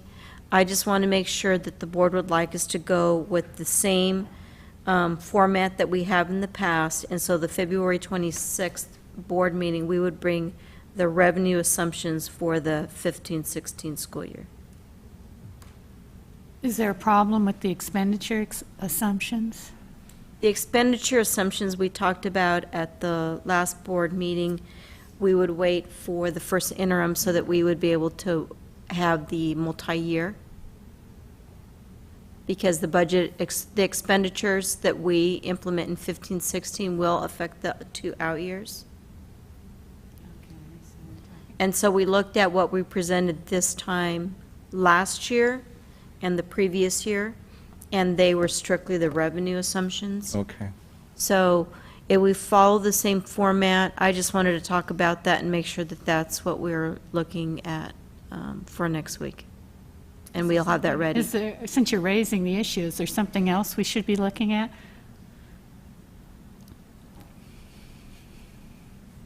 No. No. Not unless the board, not unless the board has something that they want us to look at and bring back. So you're waiting for the second interim, correct? Second interim, March 12th. Okay. Okay. All right, so this is just provide input and direction, and we've provided input and direction, I just have a question, and again, it goes back to the LCAP, and trying to mesh the LCAP Yeah. and board goals and Yep. all this, so that we're all rowing in the same direction at the same time. But, periodically on this calendar, like a March 5th or 11th, it says LCAP draft to district administrators. I don't know if you're still planning on doing that, but should the board at least be aware of what it says? Or is that crossing a line that we shouldn't be crossing? I don't know. You know what I mean? A couple of things. No, it's not crossing a line. So we can get you the draft work Yeah, so I just. even now. That's totally fine. I just think that, especially with the step that we kind of talked about tonight, that plan could ultimately be reordered. Some things could fall off of it, but we can show you the draft work now. It's fine. But you've been working on something, yeah. Yeah. So if we could just see that, I think that would be helpful. Absolutely. okay. Anything else? No?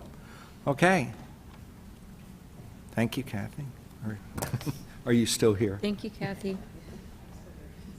Okay, Facilities Construction Maintenance Program, L1, status report.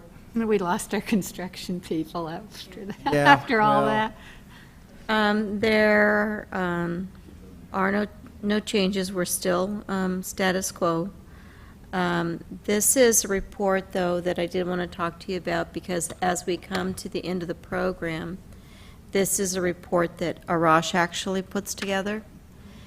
And I know that we can get a certain amount of favors from Arash, where he'll continue to provide some information, but his contract is up. So if you feel that this is an important piece of information, we will look at recreating it, and we'll continue to bring it forward. And that's what I want to know from the board. The spreadsheet with the updates and so on. There's not much to keep updating, it's just the one project. And I'm Right, sure it's 2 that pages. I mean, we don't need the page before, pages all in 3 and gray, 4. I mean, we've got them. Well, if you start doing other projects, you're going to want this type of format to keep track Right. of your Yeah. And costs. That's the whole point of it. If we do more projects, do we want to continue to add on to this list, or will we at that point begin a new list? Well, it would be new because I wouldn't give a project number RS. Right. I mean, there's nothing with a K on this list, so yeah. We'll keep it going until the end of the Peninsula project, Right. and then anything going into the future, we'll create a new list. So his contract is up, meaning that Penn High, the 6 classroom building and weight room's not done yet, but he's done. He's done in the sense that he's not doing any additional work, but he's completing the Penn High project. So wouldn't we just want to maintain what we have going on in terms of this process? We don't need to change anything. No, we don't, not that we have to change anything, but this is something that I think that if it's important to the board, that we can keep going.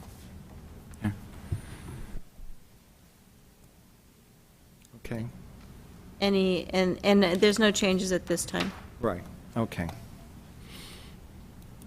Okay, so that's for information. Now we have L2, which is change order for the classroom building and weight room at Peninsula High School. Okay? Okay, this change order has absolutely nothing to do with anything that was discussed tonight, so I want to make that perfectly clear. Stop. This change order is a result of items that were unforeseen, so we have the upgrading the gas line and providing the electricity to the portables, which, again, that was not a known condition at the time. And changing the configuration to the chain link fence, that was a request of the school site. So this was completely outside of the scope of the work. And so this is the one and only change order that we've had on this project.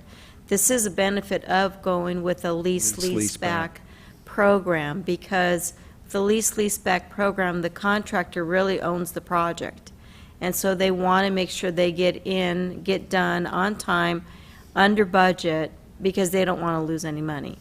So this actually was a really, really good project that we had going this time.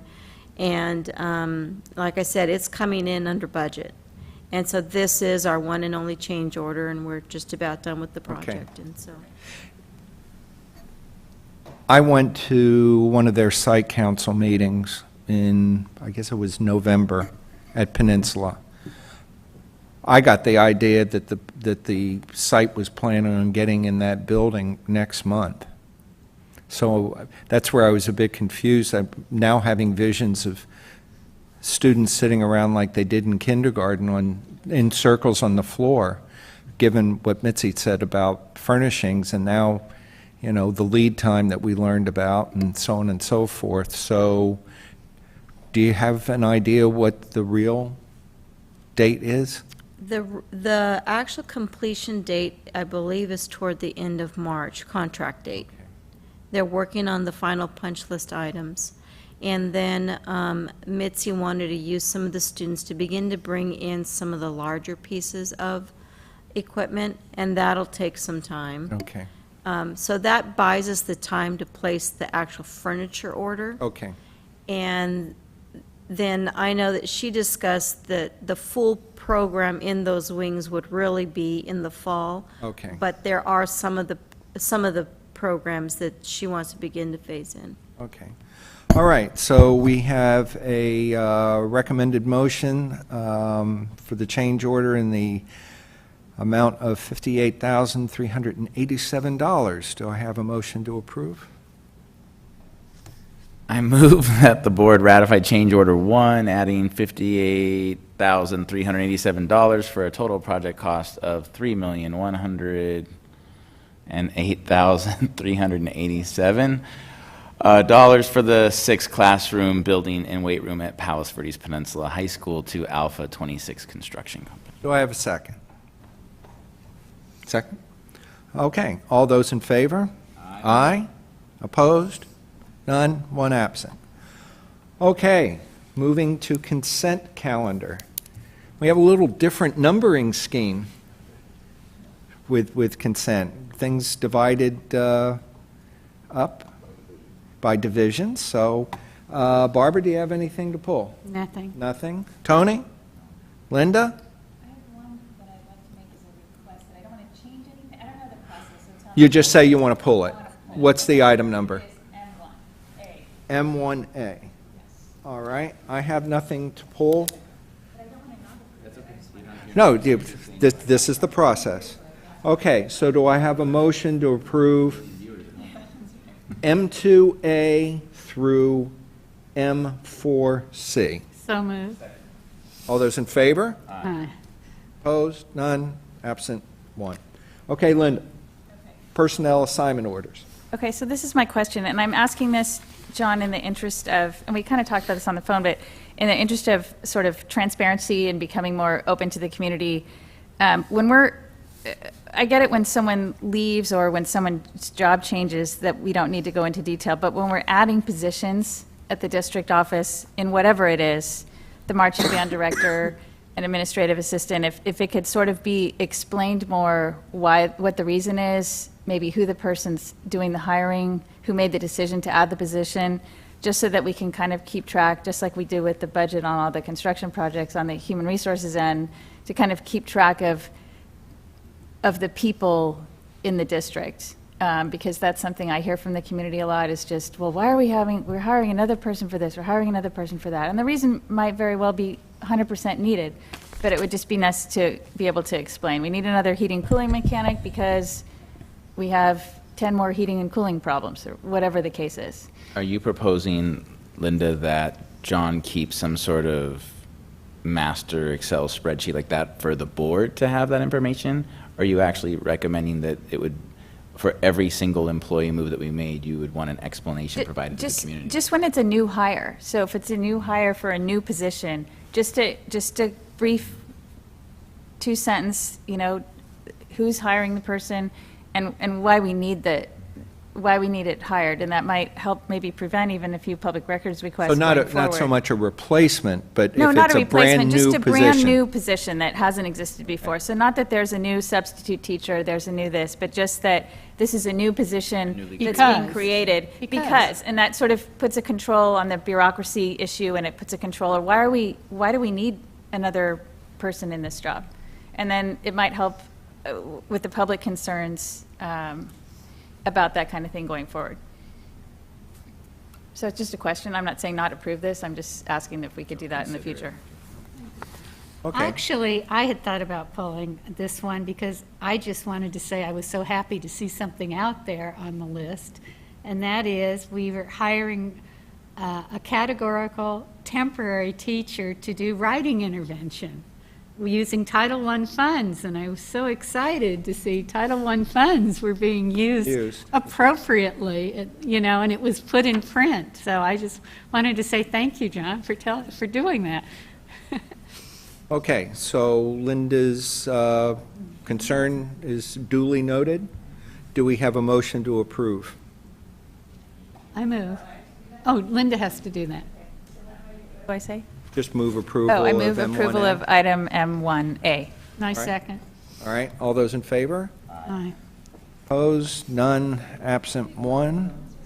Okay. Information, just sale of surplus property for your information. Report of board members. Barbara, do you have anything more to add with SoCal Rock? I think I've beaten that to death tonight. You have covered that trail. Do you have any of your own personal board member reports? No, nothing. Nothing. Okay. Tony? Nothing on either. Nothing on either. Linda, do you have any board member report? Nothing. My report on the activities of and assignments of the Chief Executive Officer, similar to last month. Walker's been working on some issues involving BITSA, and that is the Beginning Teacher Support and Assessment Program. He continues to represent the district at our special education local planning agency meetings, assisting the HR department with job descriptions, any other personnel issues as he is called upon. And lastly, but not least, fulfilling the requirements of California Public Record Act requests. So unlike what some people may think, he is indeed busy. All right. Malcolm, are you going to do any report on technology or anything? But that's just next. Oh, good. That committee has not met. But I have a question, Fire away. and it came out of Trent's update. And it's just kind of an odd thing. The technology subcommittee is a subcommittee, and now as I read the update, you have a subcommittee of the subcommittee. He has a curriculum subcommittee, Right. Is that part of, and I'm not part of that. but it's a subcommittee of the subcommittee. No, it's a subcommittee. There's a technology advisory committee, and we created a curriculum subcommittee to look at scope and sequence of technology skills by grade level. Okay, but And we got that in our update? is it we have I'm just trying to figure out how many technology subcommittees we have here. Just the one. We Just- have what? the- Malcolm sits on a technology Yes, subcommittee. and then there's a subcommittee of curriculum that we are addressing curriculum issues. So there's So just, it's a curriculum subcommittee. of the technology, we talk about technology So curriculum. so the technology subcommittee created a subcommittee of No, its no, own. no, It you're didn't give birth- complicating it. The only thing this group is doing is what is the curriculum for technology? And we got it in this month's Right. update as to what are the skills, the technology skills, scope and sequence. It's in your update. Yeah, I know, that's why I asked the question. Yeah, and that is something that the entire, We'll bring that back to the next advisory committee, the technology advisory committee, to review, and then what they would do is they would make a recommendation to the board. right, They- to whether to So you're going to adopt. bring it forward to the Yes, board. there's nothing, yeah, we want to go to the entire advisory committee before, and then bring it back to all of you. Well, for- just reading it, it looked like the subcommittee had given birth to a subcommittee of its own, Oh. you know, and it just seemed. I apologize. Well, for actually, any- to be entirely accurate, the committee that I represent the board on is an advisory committee. It is not a subcommittee. It's advisory, even though we do follow the Brown Act and all of those Well, you good have things. to under the board There policies. you go. You betcha.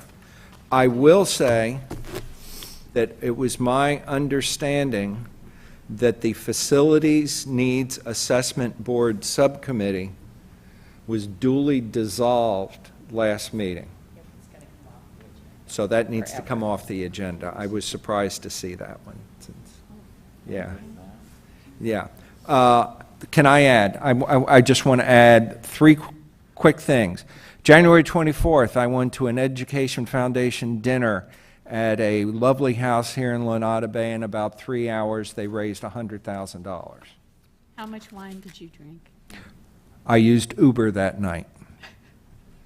January 27th, and that's all I'm going to that's say, his Your Honor. qualified- January 27th, I was, along with Linda, at the PV Peninsula High School Library Media Center dedication.